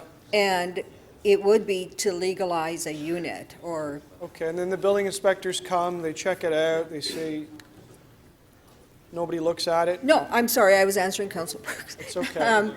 A building permit's required, which would mean that the requisite inspections will be required. Is it a Correct. nominal fee, $100? Or is it fairly substantive? I mean, my bungalow's not big, but you got to build an But apartment. Councillor down there. Holiday, are you asking a question on what we have before us? Yes, or I am. Your 'cause I wanna- building permit yes, that you no, didn't get? And this is all a story, but I actually want to explore this notion of lawful secondary suite, and what it really means, and what it means to make a suite lawful. I need to understand that. Is this a fairly arduous process then to go through to move something that may be in existence today to the definition of lawful? Through you, Madam Chair, it would depend on the, Madam Speaker, it would depend on the circumstances of the renovation and... Okay. To the best of staff's knowledge, and I'll give this to a broad question of staff, I know the numbers are fairly small in the report about what lawful secondary suite is. Do you foresee that if secondary suites were entertained as part of the consideration of the policy around home share, we've got a fairly big hump to get over to make suites that may be used today for this or being rented out into the category of lawful? How do you plan to do that? You got to go through all these building inspections. Do we have to put water meters in these? Do we have to have hydro accounts that are separate? So through you, Madam Speaker, the reference to lawful actually incorporates a number of pieces. So when we talk about the 1,700 that we are aware of, those are just secondary suites that have been constructed with a building permit since 2002. The numbers that have been thrown around, 70,000 to 100,000, also may include lawful secondary suites that were lawfully in place or constructed subject to the fire code and building code of the day. There are also secondary suites that may not be in compliance with fire code and building code. Those are required to be. So what we are providing in this regulation is the homeowner who wants to use their, if permitted, that would use their secondary suite for short-term rental has to assert that it is a lawful secondary suite. That may include the existence of a permit. It may include the existence of a letter from the fire department, so then an inspection would be required. We know there are many basement apartments, secondary suites around the city that may, by permission, from a zoning perspective, be lawful, but we also need to make sure that they are compliant with building and fire code. So it's a little bit complicated. So I can't just be an operator and sign the paper and away I go. I'm going to have to do maybe a lot of work to actually prove that I've gone through all of these processes and pay the associated fees. Last question. I don't have a basement walkout, but I do have a basement, and if I put an IKEA kitchen down there and some bedrooms and renovated the bathroom to make it, hospitable, and people continue to use my front door, and yet they just go down into the basement and move the toys aside, am I okay? Can I rent that out as rooms as not necessarily a secondary suite, but it's almost a suite, it just doesn't have its own door. Is that okay? That was your last Through you, question. Madam Speaker, yes, that would be permitted. It's considered part of your principal residence, your entire dwelling unit. It would be permitted. If it did not meet the definition of secondary suite, someone's using bedrooms in the basement, then yes, it would. Thank you. Councillor Perks.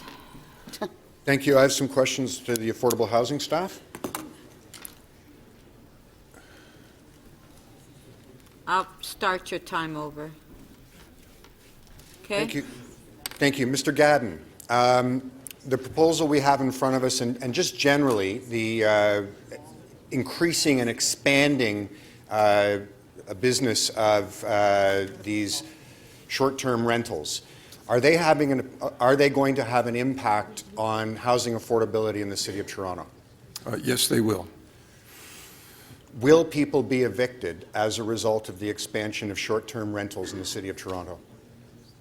Through to the chair, Councillor Perks, this policy has a significant impact as it relates to renters in this city. 46% of renters in this city are paying currently more than 30% of their income on their housing. I believe, in terms of both social and housing policy, that the council should be very careful with respect to proceeding, and it could indeed lead to the eviction of existing residents that are tenants in secondary suites. We have a fairly substantial series of policies to try to increase, particularly in the low end of the rental market, the amount of rental housing in the City of Toronto. Does making moves to reduce the amount of available rental housing stock in the City of Toronto, is that good housing policy? No, it's not, and it's going in the opposite direction of what the provincial government has recently requested of municipalities, which is to increase the supply of secondary suites for permanent tenants. So if we allow secondary suites to become Airbnb units, we're not only violating the principle behind our housing opportunities policy, we're violating the principle behind a provincial housing policy. That's correct, Councillor.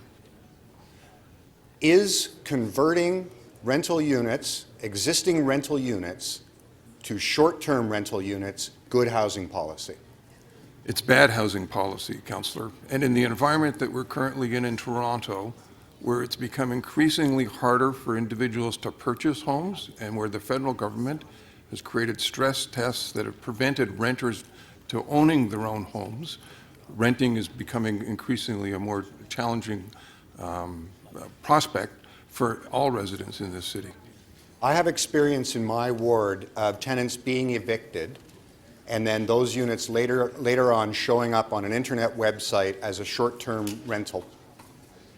Those are often tenants who are paying very low rents today.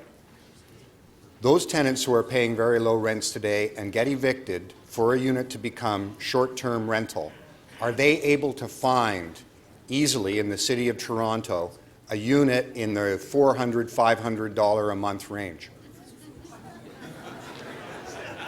Councillor, the average rent, as reported by CMHC for a one-bedroom apartment is $1,200. A two-bedroom is $1,400 plus. So those rents that you're speaking of do essentially not exist unless a person is already in that unit. But if they're going into the market where none of the market units are rent controlled and the landlord is able to reset the price, they would not get a rent at that level. So therefore, people who are currently in a rent-controlled unit get evicted for something, and I've seen it happen, for a short-term rental, are unable to find housing at the rent they're currently paying. Is that what you've just told me? That's correct. And are some of those people who are unable to find rent at the rent they're currently paying going to become homeless? There is definitely the possibility that they'll end up in the city's shelter system. Thank you very much, Mr. Gadden. Thank you. Councillor Layton. Thank you very much, Madam Speaker. Further to Councillor Perks' points and to our planning staff, I think they would be the best people to answer this question. Our rental replacement policy, could you describe what that is? The rental replacement policy in the official plan is if you meet a certain test of rent level, I don't have the number off the top of my head, but it's an affordable rent level, you must, and you're redeveloping that property, You must replace, I think it's 5 or more units, 6 or more units in that development. So a scenario of a 20-unit apartment building, for example, with affordable rents, you would have to replace those 20 units in the redevelopment scenario. Where did that policy come from? The history of that policy? Yeah. It's a long-standing effort to modify provincial policy and put it into the City of Toronto framework of legislation that supports our unique and special efforts to maintain the diversity of housing and affordable housing in a growing city. So it's translation from provincial policy into the City of Toronto. So the city has seen it fit that if we're looking at a development application and we're going to lose 5 or more units in one development application, that developer be required to replace those units. Absolutely, yes. And they're required to replace them like for like, right? Yes. Or something. Same size, same rent. For an X period of time. The okay, thank you. My next question is to Ms. Cook. On enforcement, this is going to be a rather significant effort to enforce, I suspect. Is there going to be reliance and requirements put on the platforms to aid in that response? Through you, Madam Speaker, I think we will have to wait and see the extent to which the enforcement does occur. It's harder now because we don't have a clear set of rules. But great question. Yes, we did impose, and we are recommending the licensing of the platform companies, the short-term rental companies, and putting a certain amount of responsibility on them, including not being able to advertise any property that has not got a registration number from the city, et cetera. So it will be required by the platform to verify a registration number, and if a lister, if a listing doesn't have that requirement, the platform wouldn't be able to list it, or would be required not to list it. Through you, Madam Speaker, we have it on both sides. So the person who wants to offer their home on a short-term rental basis cannot advertise it as such unless they have a registration number, and the platform or service that is being used to advertise is not permitted to advertise one that does not have a registration number. So in both cases, there's accountability and responsibility for that. And why are we doing that? To ensure that we know, through you, Madam Speaker, we want to know where they're happening. We want to make sure that the essence of the regulatory regime is upheld. We do, and the dialogue that's been happening, recognize that this is a balance of ensuring people have an opportunity to participate without exacerbating any of the housing issues. That's why we've prescribed principal residence, proof of identification, et cetera. So, and having a registration so that we know where these things are occurring it aids in the enforcement, actually should mitigate the enforcement effort necessary, because we're trusting that people are going to be operating in compliance, but we have tools to deal with those who don't. And if we didn't require the platforms to do some of this work and the listers to do some of this work, we would literally just be surfing the net, trying to find listings and then going knocking on their door? Yes, through you, Madam Speaker, yes. But because we're requiring the person wishing to list their property to demonstrate it's their principal residence, maybe like a parking permit or something like that, because we do that, as well as requiring the platform to verify, then we're hoping that we can address this issue of people listing residents that aren't primary and that don't have all the other necessary documentation. Right. Through you, Madam Speaker, and again, I'll go back to, it's kind of my common mantra, is setting out a regulatory regime that is reasonable and balanced, addresses the risks we're trying to address, regulates and gives clarity so people can participate with a reasonable set of rules and our expectations and information that we require, and at the same time affords us tools we need for the small percentage of people we believe who will be uncompliant. Well, thank you very much, Ms. Cook. You just won me a bet with my colleague, Councillor Hart, who doesn't think they're enforceable right now. Thank you. I never surrender. Councillor Ford. Thank you very much, Madam Speaker. So questions for you to staff, probably most appropriately economic development. As staff may know, North Etobicoke has one of the largest hotel sectors in the city. What impact will this have on the hotel sector? think overall, I would expect this to be a positive impact on the hotel sector. A positive impact. Could you elaborate a little more on that? Sure. So this proposal will limit the supply of Airbnb and other short-term rentals, and that would drive up the supply, the demand for other short-term stay uses, which is hotels and motels. So it would be positive for the hotel industry. In our view, it would be positive for the hotel industry in Toronto. Right. Have we done any studies or looked at other cities who have implemented regulations like this on Airbnb or short-term rentals? And what impacts have that had on other cities? No, we haven't got, not to the degree that I'd be comfortable making a generalized response to you. Has any staff done any, looked at any other cities and how this has impacted them? So through you, Madam Chair, certainly we do a jurisdictional scan. Everybody is in a most are in a similar position as we are. We're actually ahead because we're having the discussion about how we're going to do this. I think it's early days. There have been some studies done, generally procured by the largest platform, talking about the economic impacts and benefits to local businesses, et cetera. So, but I think to the GM's point, it's early days. And to really quantify the impacts, you need to understand the local context, the regulatory regime that's permitted. He made a great point about the fact that we are saying principal residence, which will protect against the commercialization.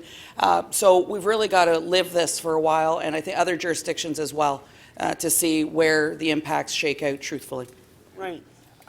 Through you, Madam Speaker, to staff, do we have an understanding? I know one of my colleagues asked this earlier, but I didn't hear an answer to it. Do we know what demographic is using Airbnbs? Is it business people coming into the city, vacationers? So who will be using this platform? Through you, Madam Speaker, certainly we've undertaken a great deal of consultation, and we've heard from all sectors. I think primarily, and where its focus is, people who are tourists, people who are visiting the city on short-term basis. Doesn't preclude even within the city tourists, people living in north end of Scarborough wanting to stay downtown for an event. Those are happening within the city as well. So it's a non-specific demographic. It's provided as hosts, used by guests of every demographic that we have as far as what we've heard through consultation. Right. Okay, so now going over to enforcement, which I know a number of my colleagues have had questions and concerns about. So how will if this is approved today, these regulations, as it stands now, from committee, what divisional changes do you see happening within MLS to adapt to this? So through you, Madam Speaker, we have identified within the staff report a request for additional enforcement complement, compliance and MSO, as well as some temporary staff to assist in the developing of the online registration. I would suggest that the existence of a regulatory bylaw that we have provided actually does aid enforcement, because it does allow most clear rules is the first thing we need, and people complying under those clear and manageable rules, and then we deal with the outliers. So we've made an initial projection of an additional 5 positions on a full-time basis and accounted for that in the financial impact section of the report. Right. Within condo regulations, many condos will ban Airbnb. Is there any teeth to condo regulations? And how can they enforce a ban if they do not want them in certain residential condominiums?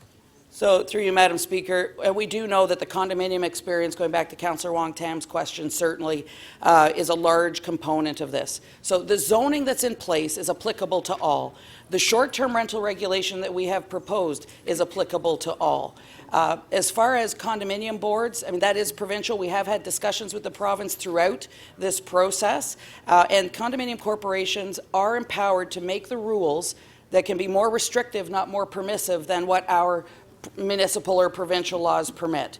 So it really does rely on the condominium corporations to govern the conduct within their properties. Where we come into play is where our regulation, our bylaw is being contravened. Then we would have a role.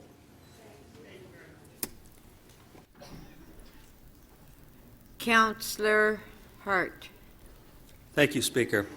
Just have a question relative, Tracy, a question relative to secondary suites. So if I'm I'm in my own home, and I want to rent out part of my home while I'm there in the home, what can I rent out? Through you, Madam Speaker, the initial staff recommendation would have allowed you to rent at 3 bedrooms and or your secondary suite or your entire unit. The changes at Planning and Growth Management will now limit you to being able to rent either your entire unit or 3 bedrooms. So while I'm in the unit, though, while I'm actually there, I can rent out 3 bedrooms? Up to 3 bedrooms. Right. Full stop. So when I leave and go away for a couple of months, what can I rent then, assuming I have 3 bedrooms, 2-story house, and a secondary suite in the basement, and I'm not in the house at all? What can I rent then? So through you, Madam Speaker, the way the change happened at PGM, it precludes secondary suites from being a permitted use. So you would not be able to rent out your secondary suite on a short-term rental basis, but the entire unit rental. Right, so I can rent out my first Otherwise. floor, I can rent out my second floor, and I can put a lock on my basement, correct? Through you, Madam Speaker, that sounds like that's where we'd end up. Okay. Just a question around enforcement. I think the enforcement of 180 days, it's pretty clear it's 180 days. That's pretty black and white. I'm just wondering, I don't want to know your enforcement techniques, and you can't answer that question, but what I'm going to ask is how do you enforce it, given that there's multiple platforms that may or may not talk to each other? There are travel companies that book business travel directly into Airbnbs and short-term rentals. There's international companies that also book these kinds of stays, and there's also word of mouth. And you get a complaint from somebody that the home has been booked out for more than 180 days. How do you prove it? So through you, Madam Speaker, and I think it's a great discussion, Councillor Hart, and I appreciate your understanding of the enforcement efforts here. But you will note in Recommendation 6 where we've put the responsibility on the operator. So irrespective of the platform that's being used, it is up to the operator, the person who owns the home, that they do this for no more than 180 nights per calendar year, where it is their entire unit. Bedrooms while you're home, 365, but 180 where it's your entire unit. So we will be utilizing data, but also having to deploy other methods to determine if people are contravening that 180-day issue. But I think it's a number of enforcement efforts that's required, and really, through you, Madam Speaker, it's what is it we're trying to accomplish, and what is it the impact that it's having on communities that we need to enforce. Thank you, Tracy. You've got a challenge, that's for sure. Thank you. Thank you. Councillor Carroll. Thank you, Madam Speaker. First of all, the guiding principle here, I'm assuming, was to come up with a set of regs that would strike a balance such that hosts would be willing to make themselves known to us. We don't want to have a set of laws that lead to hosts just not wanting anyone in the city to know that they're out there.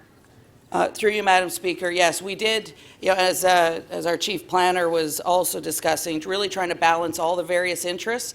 So mitigating the commercialization of residential, but at the same time making it relatively straightforward for people to participate by simple registration, not overly burdensome on the front end, but then in the middle, us having the tools we need as required to get more detailed information. We didn't want to front-end load and make the registration system so burdensome that people did not comply.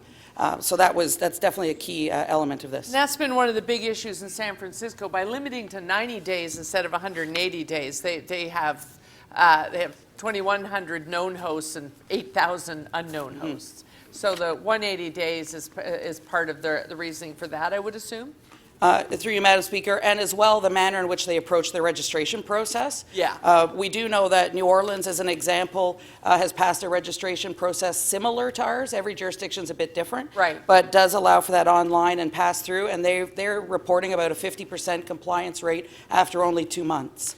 So we're coming down to the hot button issue here is the second suites, and the license is a moot point, isn't it? When an inspector comes to your house, as happened to me when making an apartment for my daughter who lives with a disability, it was walks like a duck, talks like a duck. You got to put in a fire door and a firewall, even if you never collect a penny of rent. So secondary suite is a secondary suite as soon as there's a kitchen and a door. Am I right? Through you, Madam Speaker, subject to the conditions of the property and whether it falls under the requirements of the fire code, then yes. Right. So once you've created that second suite, and you may lease it out, we don't govern lease language. We don't have that on our plate of many things to do. That's just down to the Landlord-Tenant Act. Am I right? Through you, Madam Speaker, yes, the Residential Tenancies Act, and it's adjudicated by the Landlord and Tenant Board. You're absolutely right. So, well, we know an amendment is probably coming here. Something, and as I understand it, it's similar to San Francisco in that we're probably going to see a motion that says we're not going to ban second suites outright, but we do want them to be units of housing, and so we're going to say you can rent out your basement apartment, and that tenant can treat it as a principal residence as they can in an apartment and an Airbnb. That motion is coming. So there is nothing in the regulations that we have to stop the owner of a home, the landlord of that secondary suite. There's nothing in what we're proposing today to stop that landlord from saying to a tenant, and in fact embedding in his lease language, if you want to rent out your second suite, you and I are going to have an arrangement. He can be, I'll do the listing and we'll split the proceeds. You'll do the listing, we'll split the proceeds. The city government won't have to get involved in that. That's down to lease agreements, is it not? Through you, Madam Speaker, yes, that's correct. And we can, I don't know that you have it in here now, but I know that it's a very interesting one in San Francisco. Should the owner want to do it, he can embed in the lease, if you rent this thing out without my permission, that will be grounds for eviction. Through you, Madam Speaker, again, that will be a matter governed under the Residential Tenancies Act and adjudicated by the Landlord and Tenant Board. But there's nothing preventing them from that. Right. It would be up to the Landlord and Tenant Board, which is one of those few things that we don't have to run. And lastly, one affordable housing question, Madam Speaker. I know Mr. Gadden is no longer sitting there, so anyone may answer this question. He's up there, Sean. Mr. Gadden, Sean. Madam Speaker, can you stop my time? I was at 4:10 when I started to try and get his attention. I did stop the time. Yeah, but it was a little earlier. In the world of affordable housing, in our conversations with other orders of government, when we want housing money from them, do secondary suites come up? Do they want us to make that part of our stable of available housing units? Are they looking at, and do they want us to look at, incentivizing those secondary suites always being added to our stable of housing units? That's correct. They have, and in the past, the federal government has a residential rehabilitation program that has funded individuals and households in Toronto to create secondary suites. So if we want to keep asking them for money for housing, this better be on the table. This would be helpful. Thank you. Thank you. Councillor Karygiannis. Thank you, Madam Speaker. Through you to staff, how many estimated Airbnb units are there in Toronto? Through you, Madam Speaker, we utilized the data we had from 2016. We had approximately 10,800 properties with 869 listings. That has grown since those numbers, but we don't have the current as at today date. If I was to tell you that I've heard the figure of 20,000, will I be wrong? Through you, Madam Speaker, that is entirely possible. This data was driven, and we did estimate that across the 16 websites that we were aware of. Is this accounting for similar Airbnb sites that are not in our preview but are coming in through other countries using different languages? Through you, Madam Speaker, it includes the list of websites that we had been able to identify. But as I note, this is just data that we were able to procure based on the relationship and the willingness primarily of Airbnb and Expedia to share that information. We did not do a global search on other foreign-owned websites. We do have those such as Flipkey, TripAdvisor, HomeAway, Expedia, VRBO, Travel Mob, Owner Direct, Holidays, whatever that's called, Premier Suites, and others. So we did do a fairly expansive look at the number of services that are offering short-term rental brokering. Have you looked in other countries? I'll pick one like Alibaba that primarily advertises in Chinese. Have you looked into that? Through you, Madam Speaker, no, we have not spoken with Alibaba specifically about any short-term rental advertising that may be occurring on their website. You right now are looking to charge $5,000 for the platform, $50 for the operator, and $1 per night of stay. Correct? Through you, Madam Speaker, so the fee on the platform, the short-term rental company, yes, is a $5,000 initial application fee, and then their license fee is premised on a $1 per night booked thereafter. The operator, so the host, the person who owns or rents the home, would be $50 annually. Okay, so this $1 per night, is that $1 per night per room or like per renter, or $1 per night that the operator is putting his or her house up and they can have as many renters as they wish? It's $1 per night per listing. So if that listing is 3 bedrooms, it's still one listing. It's not by individuals occupying. It's for each night. How many hotel rooms are available in the city of Toronto right now? Mike, do you know how many hotel rooms we have? Michael? Over 25, through Madam Speaker, I believe around 25,000 hotel rooms in the city of Toronto. 25,000. I realize that we're told that if Airbnb comes in, this will enhance the hotels and give them more business. And I was wondering how. Well, it constrains the number of options that visitors of the city would have to more to the traditional hotel market. Through you, Madam Speaker, I'll add that we did have the Greater Hotel Association participating throughout.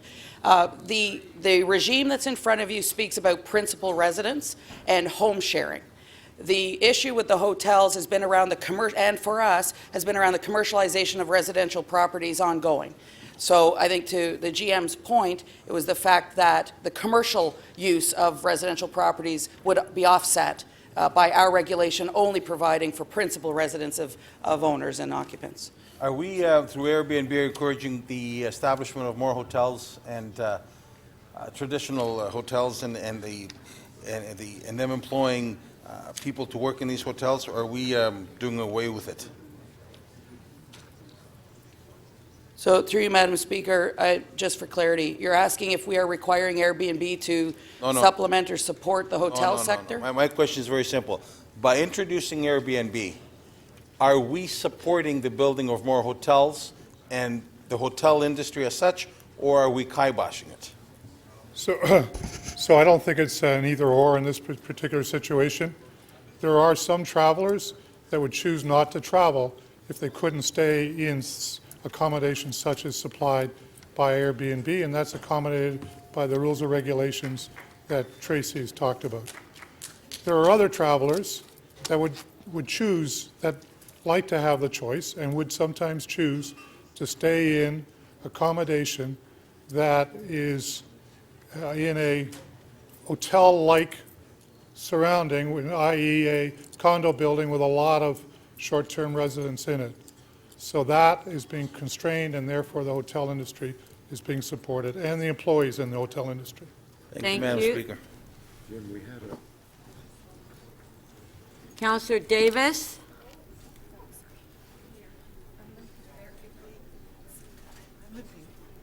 Why are you limping?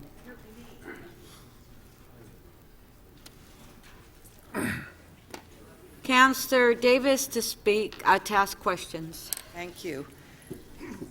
To Mr. Gadden, how many people are currently on the housing waiting list? There's a 90,141 households on the waiting list, which represent 181,000 people. 181,000 People. People Yes. are looking for, Men, women, and children. who are eligible. Well, who Low have, income. who have applied and are on the waiting list for housing. Right. And if we don't fund Toronto community housing sufficiently, there's a prediction we will lose some of those units, correct? In TCHC. Well, there is a challenge with respect to the existing social housing stock and maintaining it, and as Council is aware, through the Speaker, that there are vacant units in Toronto community housing and in other social housing providers because they're not rentable. So They're uninhabitable. So we have a challenge in maintaining our current inventory of existing affordable housing. I know that we also have rent subsidies of different kinds, and I understand the new national housing strategy will also include more rent subsidies. What do people get when they get a rent subsidy? About a week and a half ago, the federal government released a national housing strategy that includes, starting in 2020, a national housing benefit, which would provide on average $250 to assist a household who is struggling in paying the rent. Okay, so $250 a month. What's the average rent for a one-bedroom apartment in Toronto? Currently, $1,202. So that rent subsidy would be $250 for a $1,200 apartment. I don't know if you know what is the average income or what the monthly income for persons on social assistance. I think an individual is around $800 a month? Yes, within that range. I think, as I'd indicated, Councillor, through the chair, that 46%, or virtually half of the renters in Toronto, are already paying 30% or more of their income on housing and are essentially facing affordability issues. So in your opinion, is it absolutely crucial that we maintain basement apartments, secondary suites, to address the affordability, housing affordability challenge for low-income people in the City of Toronto? I think it's really important that in considering this matter that Council proceed with extreme caution, given the important amount of housing that is in that stock, which has been estimated at about 70,000 homes. And it would actually not be good housing policy to weaken that stock. Thank you very much. I want to say Ms. Cook. I want to ask you about security of data. We're entering into, again, a registration process where we are going to be seeking from Airbnb and other companies personal data. I know that there's permission required for them to seek permission from their providers, knowing that information could be shared. But how do we, knowing what's happened now with Uber and the data breach with Uber, what kind of security provisions are we going to put in into these agreements that will protect people? So, through you, Madam Speaker, the part you're talking about, the recommendations, Councillor Davis, where a platform wishes to pass through the registration on behalf of the operator, that is where they must obtain the permission of that person to share their private information. The other avenue for operators to provide their information is directly to the city, and we will be enabling that from an online perspective. We are confident in our IT systems and the security of the data that we retain, which are city business records. We are not engaged in advising companies external to us on their cybersecurity requirements.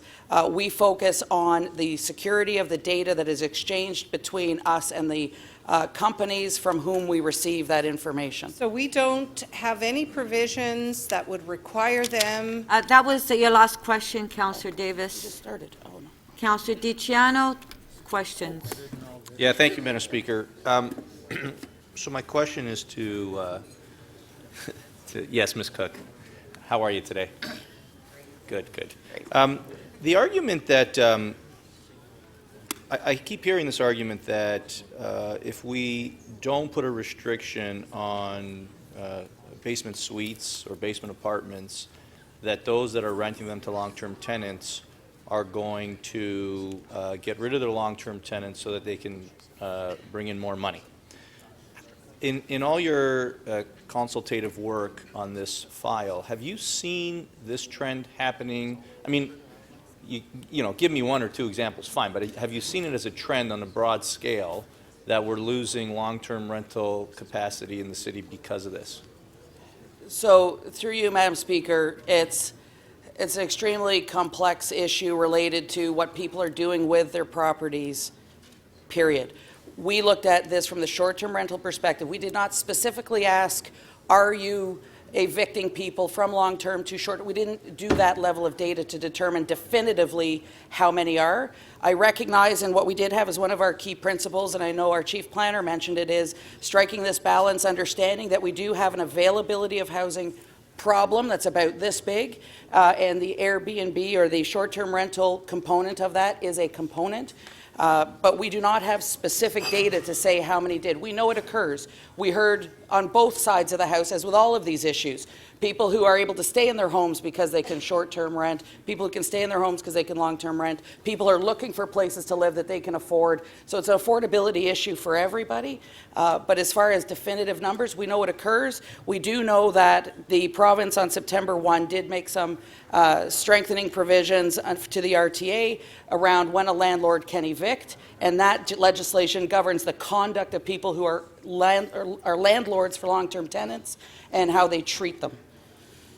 Okay, so there is no evidence before us today that shows a broader problem. Through you, Madam Speaker, through all the consultation, we have anecdotally, through consultation, we have heard from that, yes, this occurs, all types of different situations occur, but we don't have a data, we don't have a number. Those are all my questions. Thank you, Ms. Cook. Thank you. Councillor Mihevik?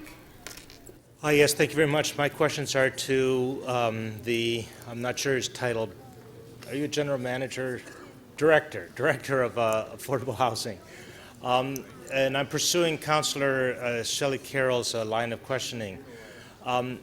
So just order of magnitude, just to kind of contextualize this, there are 70 to about 100,000 units of secondary units in Toronto. That's the guesstimate, right? And how many units of in TCHC do we have? 60,000. 60,000. So we have as many. They're about equivalent in terms of just sheer numbers. Could you speak a little? Councillor, it's about 8% of your rental stock is in secondary suites. Secondary suites, and about 8% of our rental stock, therefore, is also in TCHC. Give or take. Yeah. And it is generally agreed that the secondary units are on the affordability side, more or less. That in terms of sheer numbers, that's where there's a lot of affordable housing in the private sector provided. Would that be fair to say? Through the chair, I think part of the challenge with respect to the secondary suites is we just don't have sufficient data. And so anecdotally, everyone will say, yes, that's the cheaper stock. And I actually truly believe that myself, having worked in this business for 40 years. But part of the challenge with respect to this issue is we're just lacking so much data related to a specific housing stock that you're trying to make a decision about.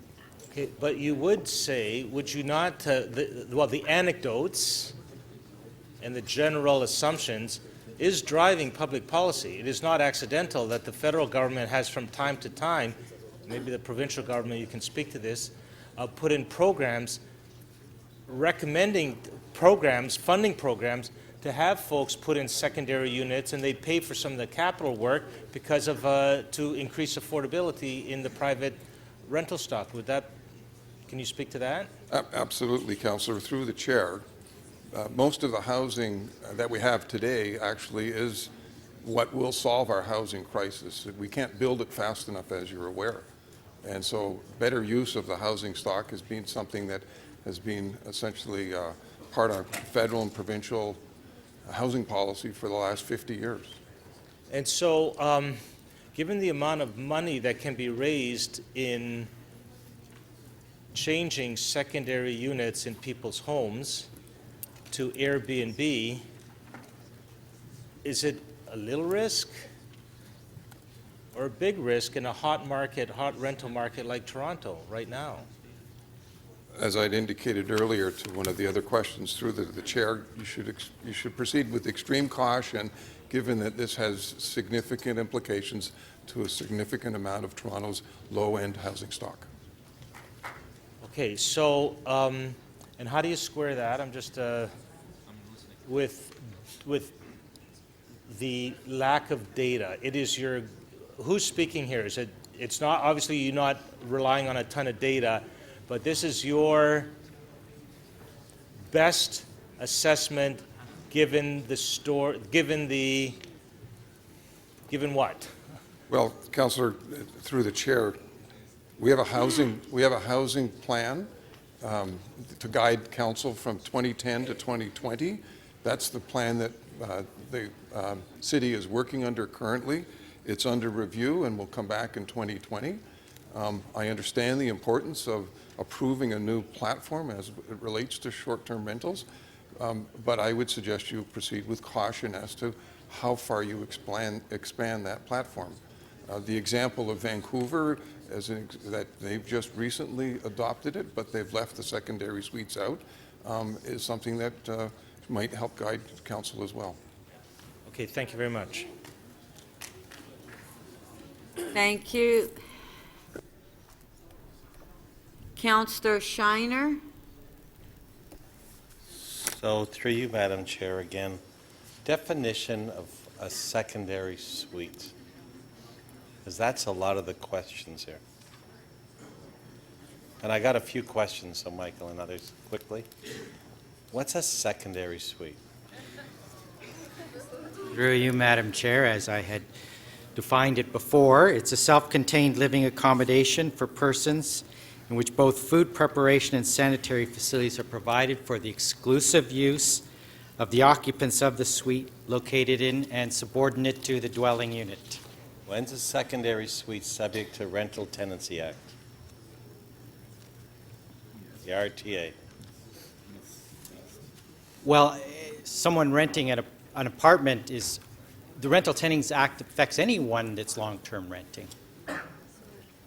28 days, more than 28 days? I'm trying to understand when the RTA kicks in, what we have. So through you, Madam Speaker, the RTA doesn't speak to the length of days. It does speak to tenancies, and there are then exceptions to when the RTA does not apply, such as for the traveling, vacationing public, hotels, motels. So there's no, at a certain number of days, it magically trips into it, where someone is a tenant and they could be paying their rents weekly, they could be subject to the RTA. The issue around short-term rental is new in this scheme, but is not contemplated under the RTA. So the concerns that have been expressed are that people don't want to take their secondary suite and make it a full long-term tenancy. They want to do it short and trying to balance that. So in the community I represent, I've got a teaching hospital, I've got a college which people are in for short-term. People may want to rent a basement apartment for 1, 2, or 3 months. Under these regulations, would they be able to rent it for a month out?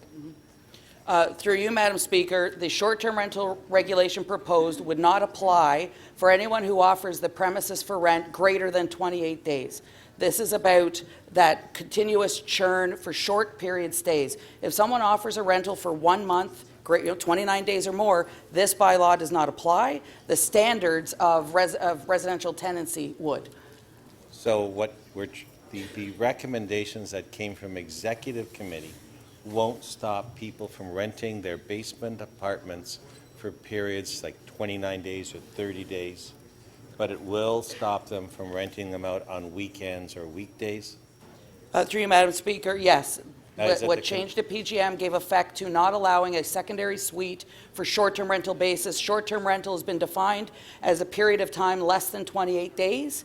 Anything beyond that, if I offer my secondary suite for rent for a month, this does not apply. And the regular rules around zoning, building code, fire code do. Part of that is because I think the rental that you can earn on a short-term rental on a weekly or monthly basis is substantially more than you could rent on an annual basis. in what you found? Through you, Madam Speaker, certainly it would depend on the type of property, the neighborhood it's in, the time of year, the demand. So it's some hosts, operators have indicated that they make reasonable little bits of money. Some make larger amounts of money. It really varies relative to long-term tenancy, short-term rental. It's very contingent on the circumstance. Now, right now, we're at 180 days maximum. If we took secondary suites and we said you could only rent them for a maximum of 90 days, how would that impact us? And it's a question both to yourself and to Mr. Gadden of the Housing Division. So If through we you, said Madam 90 days maximum short-term rentals on basement apartments. So through you, Madam Speaker, the recommendations here say 108, no more than 180 days in a year for an entire unit rental. Now, and as I mentioned earlier, some jurisdictions have done less, some have done more. We, to give effect to the principal, or partly give effect to the Principal Residence Foundation, we said 180 days, no more. That's not specific to secondary suite. That's about the entire unit rental. What we had proposed was that those same rules apply on a secondary suite basis. The PGM change cuts those out. So, Mr. Gadden, the same thing. What if we only allowed 90 days? And then my second question, because I'll run out of time to ask it, is what have you got in for consultation with the folks in the industry once we apply some standards here to keep working with those that know how it works? Do you have a methodology yet or a requirement for consultation, or is that a good thing to ask you to do as well? Okay, that was your last question. Sure. So through you, Madam Speaker, I'll try on both and then hopefully leave the door open for Sean if necessary. So, if there's a cap on the number of days that a secondary suite can be used for short-term rentals, if that is permitted, then theoretically that would allow for longer-term rentals for the balance of the year if someone so chooses. So again, it's how they choose to use their properties. And whether that would put secondary suite stock on the long-term rental market or not, I don't know. As far as ongoing consultation, I think Councillor Holland had made the question, or asked the question earlier. This is an iterative process. We don't have a go-forward consultation plan yet because we're trying to get through implementing a regime and get it in place with a take-effect date of June 1 of next year. But certainly, we know that this is going to be a matter for ongoing dialogue going forward, and we're always happy to do that in an ever-evolving world. Thank you. Sean, did you want to answer that last part quickly? Sure. Thank you, Madam Chair. Councillor, I appreciate your effort to suggest a way to kind of find a compromise, if I could call it that. But I think in a city as large as Toronto, where tenants have security of tenure, and as has been indicated, there's a lot of legislation with respect to that through the Residential Tenancies Act, that you either have security of tenure or you don't. And the concern with respect to those units not being available for rental or people being evicted as a result of a short-term rental provision, I still have those concerns. Thank you. Councillor Thompson. Thank you very much, Speaker. Through you to Ms. Cook. I'm looking at recommendation number 22. It talks a little bit about, I guess my first question is, all of these operators participating in the platform have to register to participate. Is that correct? Through you, Madam Speaker, yes, that's correct. And you talk a little bit about advertising with respect to number 23. Could you clarify that for me? Can you tell me exactly what that means? You talk in recommendation B, talks about the removal of all short-term rental advertising that are not registered within 24 hours. So pre-advertising being available, that has to be cleared by your group? Through you, Madam Speaker, no, it does not intend that we proactively clear. Okay. But that this prohibits someone from listing or allowing to be listed a property for short-term rental that does not have a registration number issued by the city. Ah, I see. We're not talking about the city not adhering or agreeing that this platform is something that's viable to be utilized in the City of Toronto as it's done in San Francisco, New York, and other places. We are in agreement with respect to this platform. Is that correct? Through you, Madam Speaker, yes, I think we are trying to balance the openness and the receptiveness towards how people are choosing to utilize the technology to connect for the purposes of short-term rental, people wanting to use their properties or visit properties as such, but just simply trying to find a balance of regulation that also addresses the community impact issues, the non-commercialization of our residential neighborhoods, but still allowing people to participate in a reasonable way as the industry evolved. Right. In recommendation number 22, it talks about your authority to place condition and to suspend with respect to up to 14 days. Is that yourself, or is that the tribunal as such? Through you, Madam Speaker, so there's actually a couple of sections, Councillor Thompson, which is important to note, and I thank you for that, 7, 8, 9, as well as 22. Yep. What we did recognize is we don't want to be overly burdensome. We don't need to tie this industry into a very complicated or complex judicial system, but rather we need flexibility to address issues as they arise or they occur, being mindful that the operators are still entitled to due process and fairness of process. So these specific recommendations allow for our ability to respond as a city where we have those problem properties, as few as they have been, but it does allow us to address community issues in respect to the home's registration in a more nimble way, but again, as I say, with appropriate due process, transparency, and fairness. Right. So I could be a landlord, property owner, and an operator of an Airbnb facility? I could own the property and also be an operator? So through you, Madam Speaker, you are the operator for the purposes of definition. But I wanted to get to another part of the question would be, if I rented to Councillor Kelly could be an operator if my leasing agreement allows him to rent. That is correct. Right. Okay. He is the tenant. It's his principal residence. He could use it. Right. We, as part of your this report, you don't actually speak to that because it really relates to a landlord and tenant agreement that would provide that permission for the tenant to be able to rent? So, through you, Madam Speaker, our regulation speaks to the rights of a person who owns a property and a person who is a tenant of a property to participate in short-term renting, period. We did not embed a place for the city to determine whether you had given permission or not. That is a matter for landlord and tenant. And that's what I wanted to get to. So we want to make sure. Can you tell me, I've heard the term Fairbnb, and I know what the term Airbnb is, but what is Fairbnb? Through you, Madam Speaker, there are good colleagues here in the white T-shirts. Yes.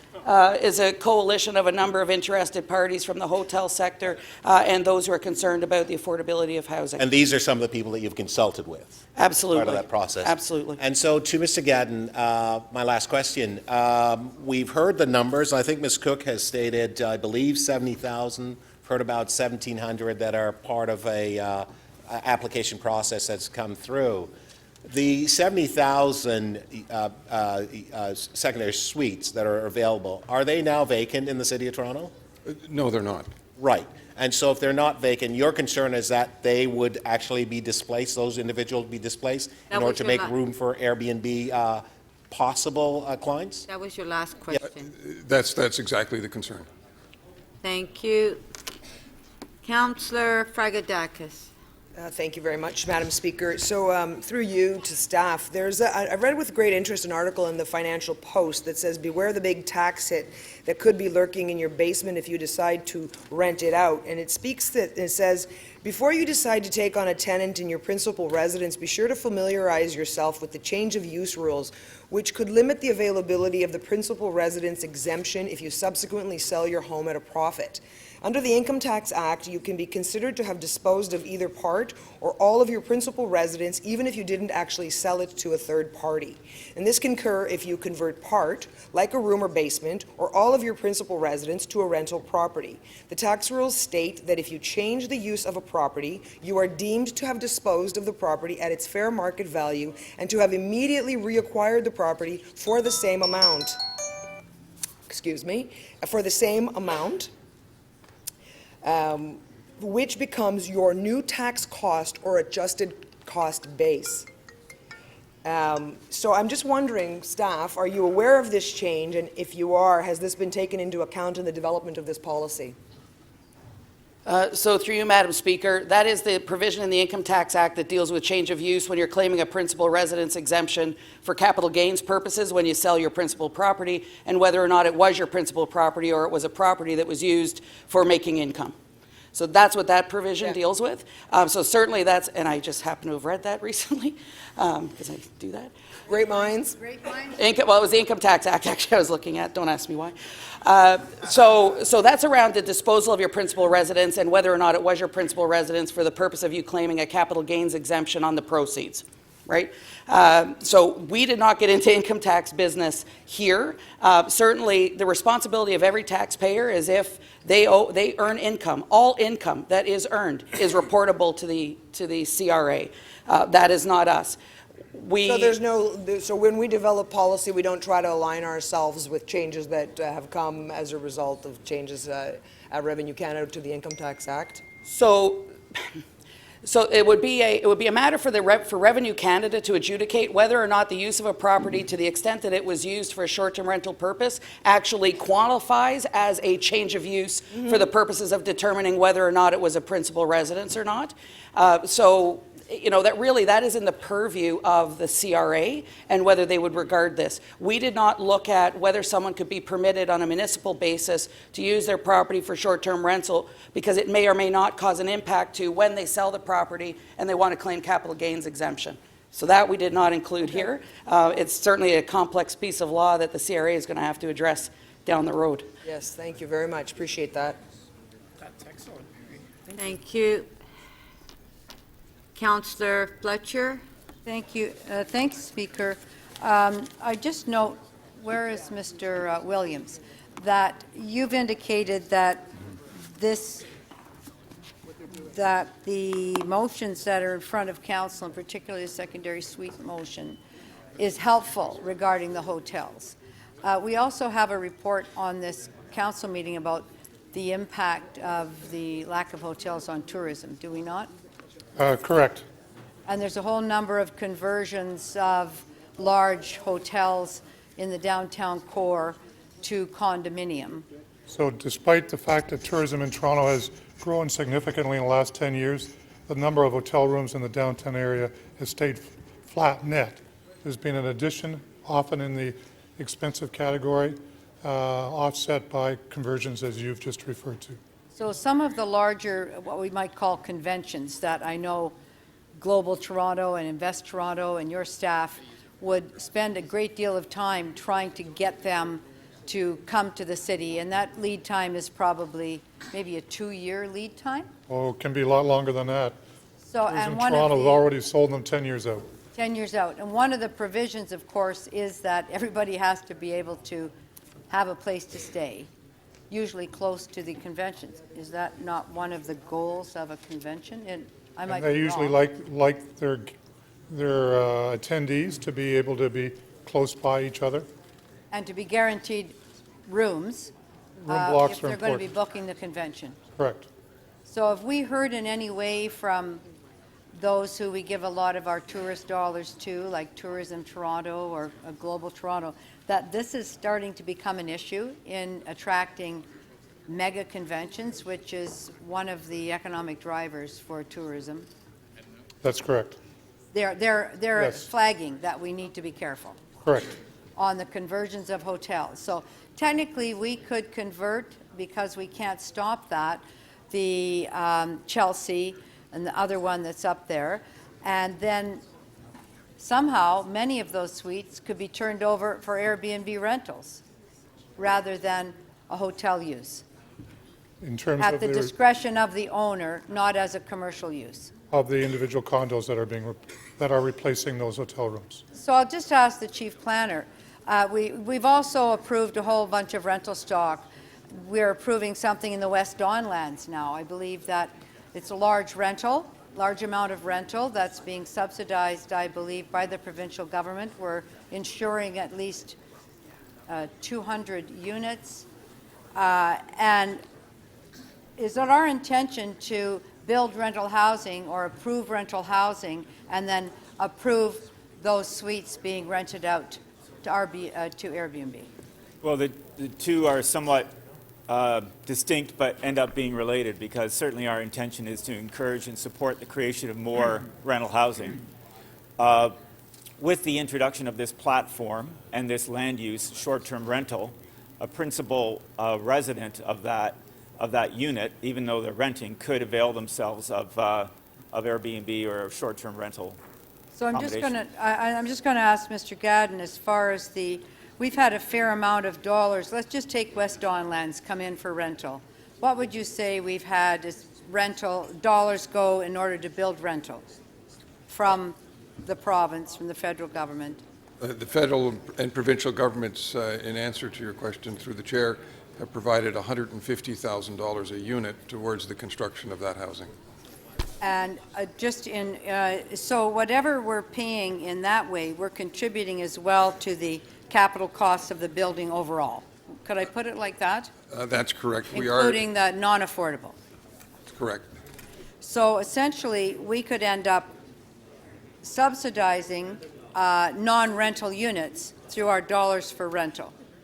Well, it'll depend on the contracts, and we have a very strong contractual language that would prevent certain activities from occurring, so it would be used as rental. Do you find that we have that here yet, as far as whether it's provincial land, city land, federal land, provincial, city dollars, federal dollars, that it's locked down, that we don't have a number of affordable units, a lot of capital going in to build that, and 10% of that building, which is supposed to be regular rental, somehow out of the market for long-term rental? How can we enforce that? It will have to be reviewed as it relates to the agreements that we've signed with those providers. Okay, thank you. That was your last question. Thank you. Councillor Bailao? No,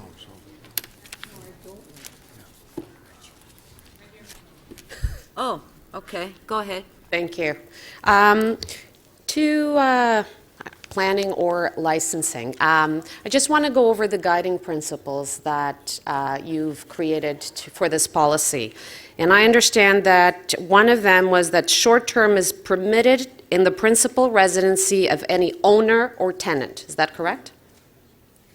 Through you, Madam Speaker, yes, that's correct. I also noticed that you said you would like to minimize the negative impacts on housing affordability and availability. Is that correct? Absolutely correct. Okay. So if I own a couple of condos, I live in one and I had the other one on short-term rentals, after this legislation, I will be able to use my own principal residence. If my tenant wishes to use his own principal residence, they may, but I cannot have that other condo on the short-term rental, correct? Through you, Madam Speaker, that is correct. And duplex and triplex. So if you have a duplex or a triplex, you are not able to put any of those units on Airbnb according to your initial recommendation. Is that correct? Through you, Madam Speaker, you can in the principal residence that is yours. As a tenant. So if you are a tenant on the middle floor, and I'm the owner and live on the second floor, and I have another tenant on the basement, this is a triplex, I cannot put those two units in the Airbnb. My tenants can, correct? Correct. That was your recommendation. Correct. To planning, can you let me know if this is a triplex or what this is?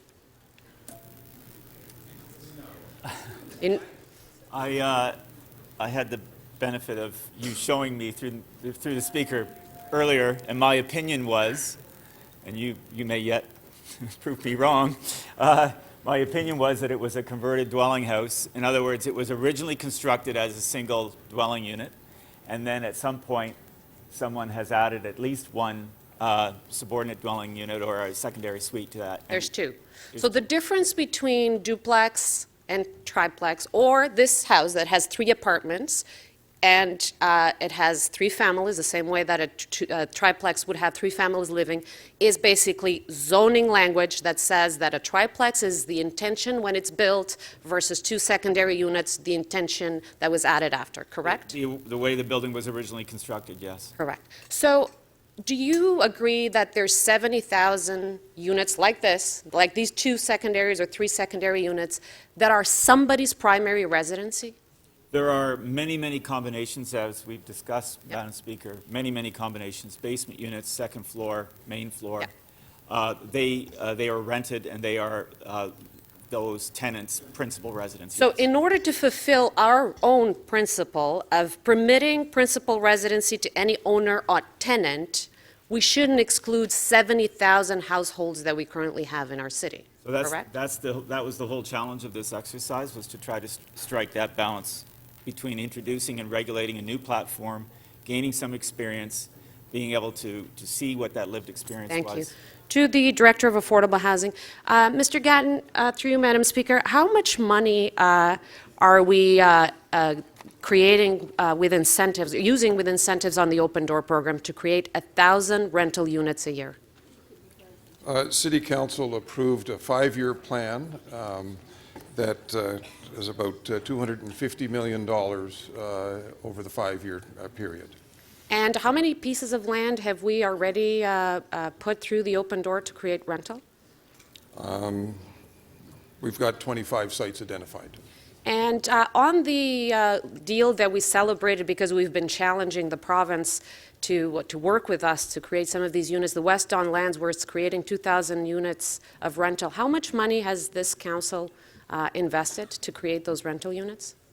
City Council approved several meetings ago through the chair just under $30 million. Under $30 million. And do you believe that the intention of the long-term housing strategy to mandate that municipalities have secondary suites included in their official plan would be to increase the supply available for short-term rentals or long-term rentals? For long-term rentals, Councillor. Thank you. Thank you. Okay, that's it for the questions. Now we'll go to speakers. Councillor Palacio to speak. Thank you, Madam Speaker. I would like to move the following recommendation. That recommendation 3A be deleted and replaced with the following. That name, contact information, phone, and email address, and government issue identification of a type that demonstrates compliance with the principal residence requirement to be determined by the Executive Director of Municipal Licensing Standards. Madam Speaker, members of Council, at the Licensing Standards Committee meeting, we heard from many deputants. One of them, I recall, James, a constituent of mine, who is married with a young family, 2 children,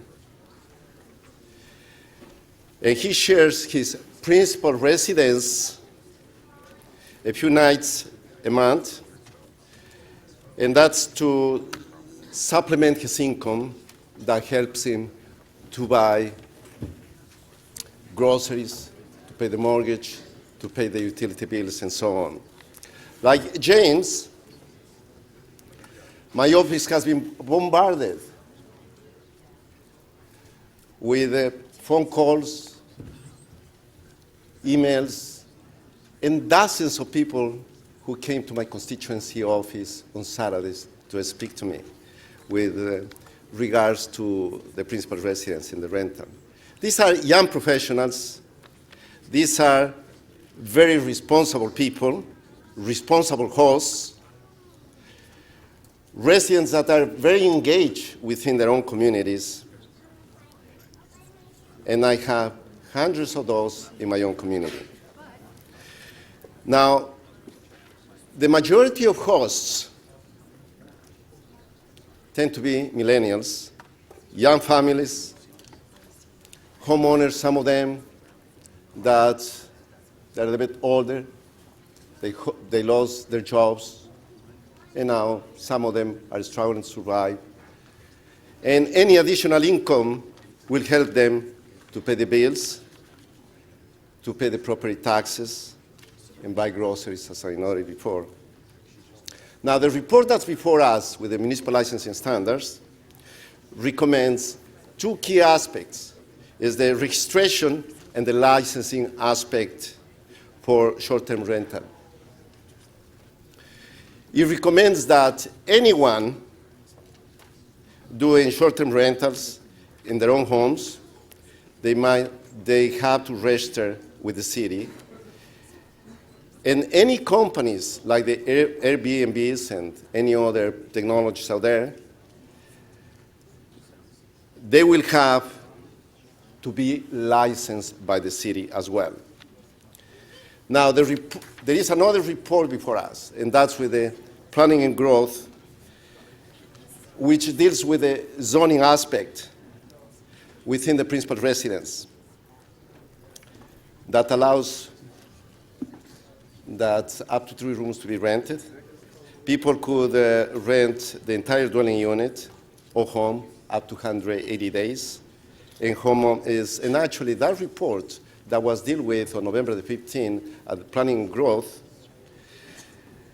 the secondary suites were totally, they were voted against, so in other words, they were banned. Madam Speaker and members of council, the recommended short-term rental is based on key principles, and I'm going to refer to those principles. There are 5 of them. To allow people to rent their homes for short period of times. Number 2, allow greater diversity in tourism accommodation, and that's mainly to maintain community stability, minimize public nuisances, and create regulations that are fair, simple, and ambiguous, easy to follow for everyone. And the main one is to minimize the impact of housing affordability and availability.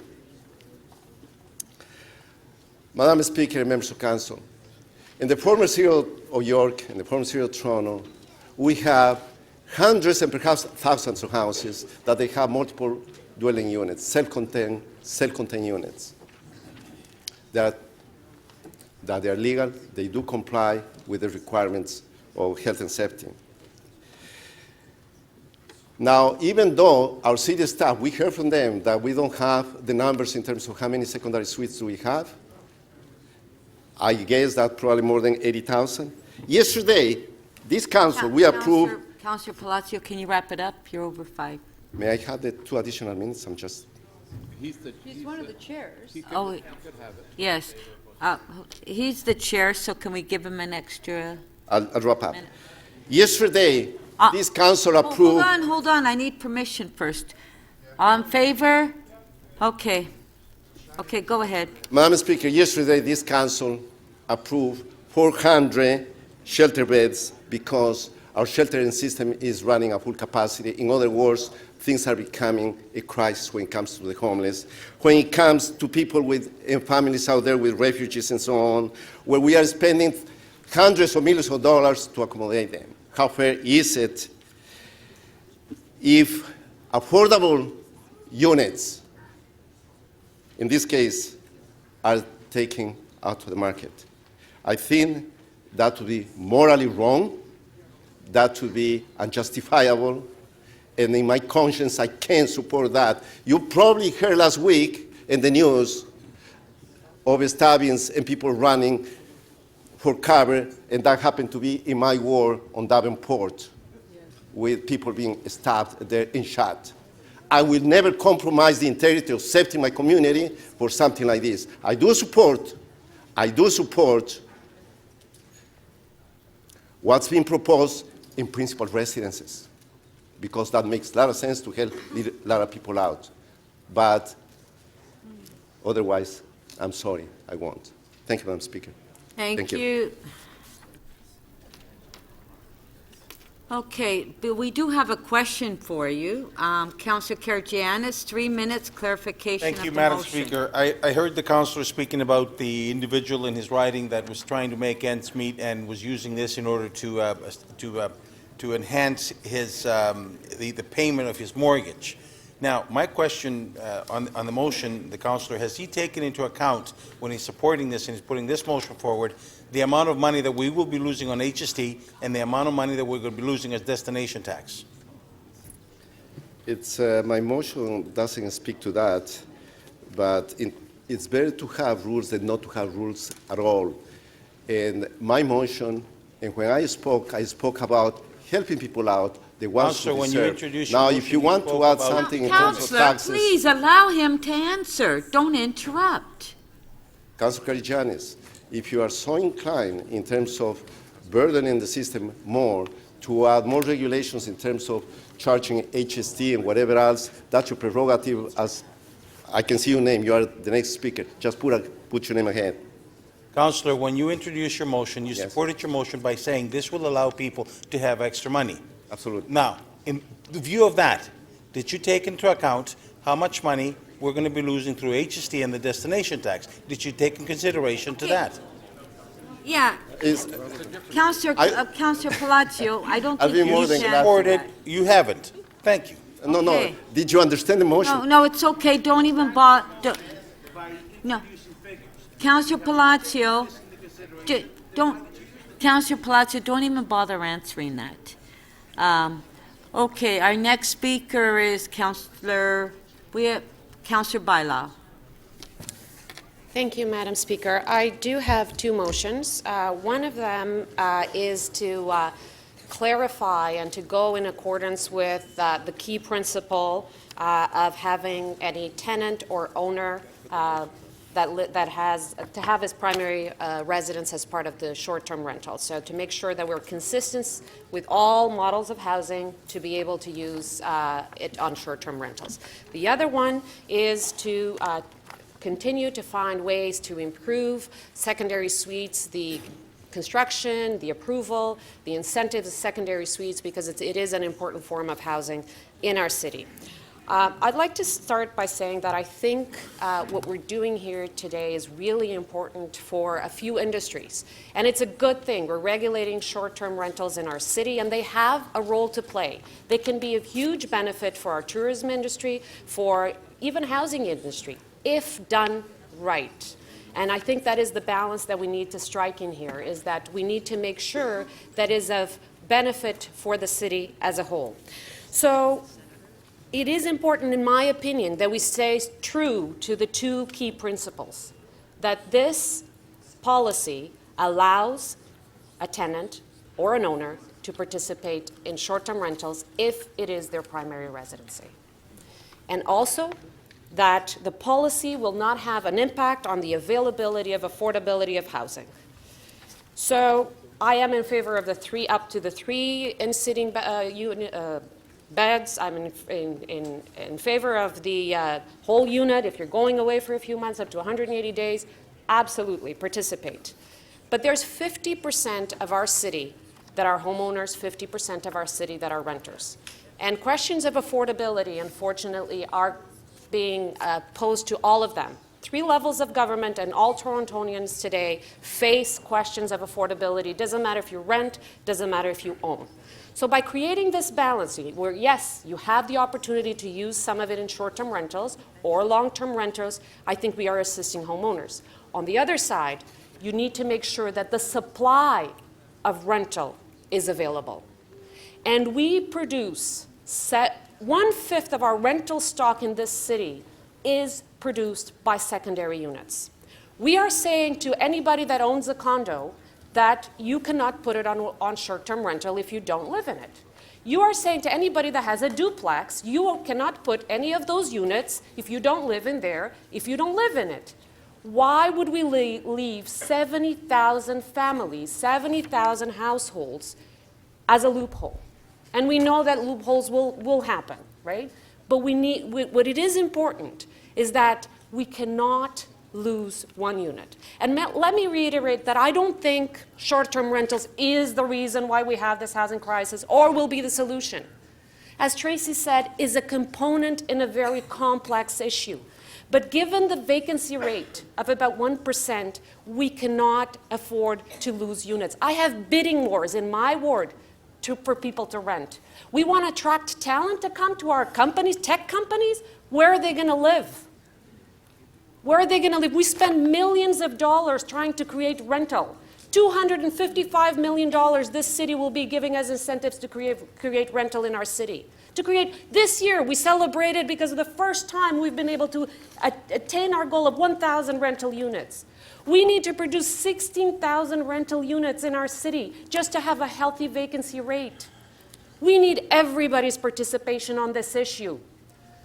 We have been challenging the province, and now we're going to say, yes, give us a long-term fair housing strategy, and part of it is secondary units. Oh, but we're going to put these on Airbnb, on short-term rentals.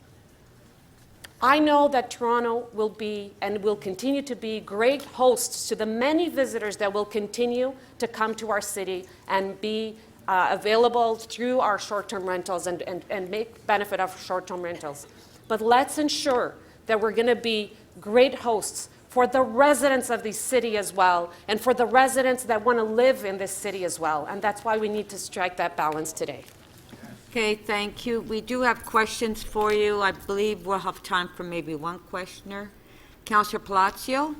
Thank you, Madam Speaker. 3 minutes clarification of the motion. Deputy Mayor, just a question on one of your motions that you say that short-term rentals, if they're exclusively a separate unit or self-contained, is that true? And there was a question, I believe, from one member of council who was saying that the landlord may lose control if that unit is going to be rented and that's going to become short-term rental. So my question to you is, there is a direct relationship between the landlord and the tenant under the Landlord and Tenant Act.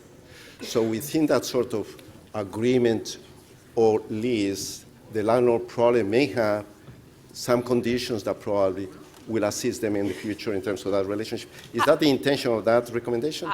Absolutely. The intention is that we stay true to our principle, which is to allow owners and tenants to participate in short-term rentals if it is their primary residency. So it doesn't mean if you rent or own a condo downtown. It doesn't mean if you live or rent a unit in a triplex. It doesn't matter if you live or rent in a secondary unit. Everybody in the City of Toronto will have the same capability of participating in short-term rentals.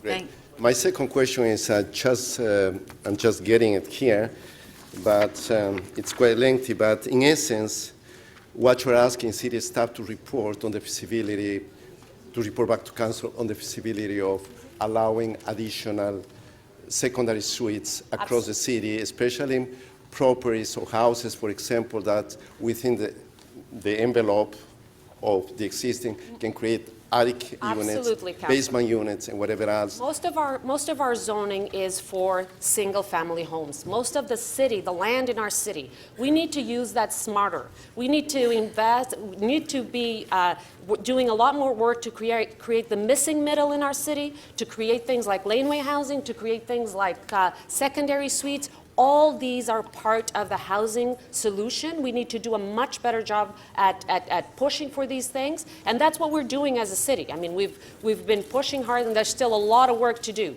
But because there's such a long way to go still on all that work, we can't just throw our hands in the air and say, oh, we're gonna might as well put it for short-term rental. So to convince perhaps property owners out there, if all the rules were in place, is your intention within this motion to create incentives perhaps to help to assist property owners out there to create more units that in essence will bring additional revenue to them to help them out in terms of paying their mortgage or whatever else? Absolutely. And also to create more rental units? Is that the intention overall of this motion? Absolutely.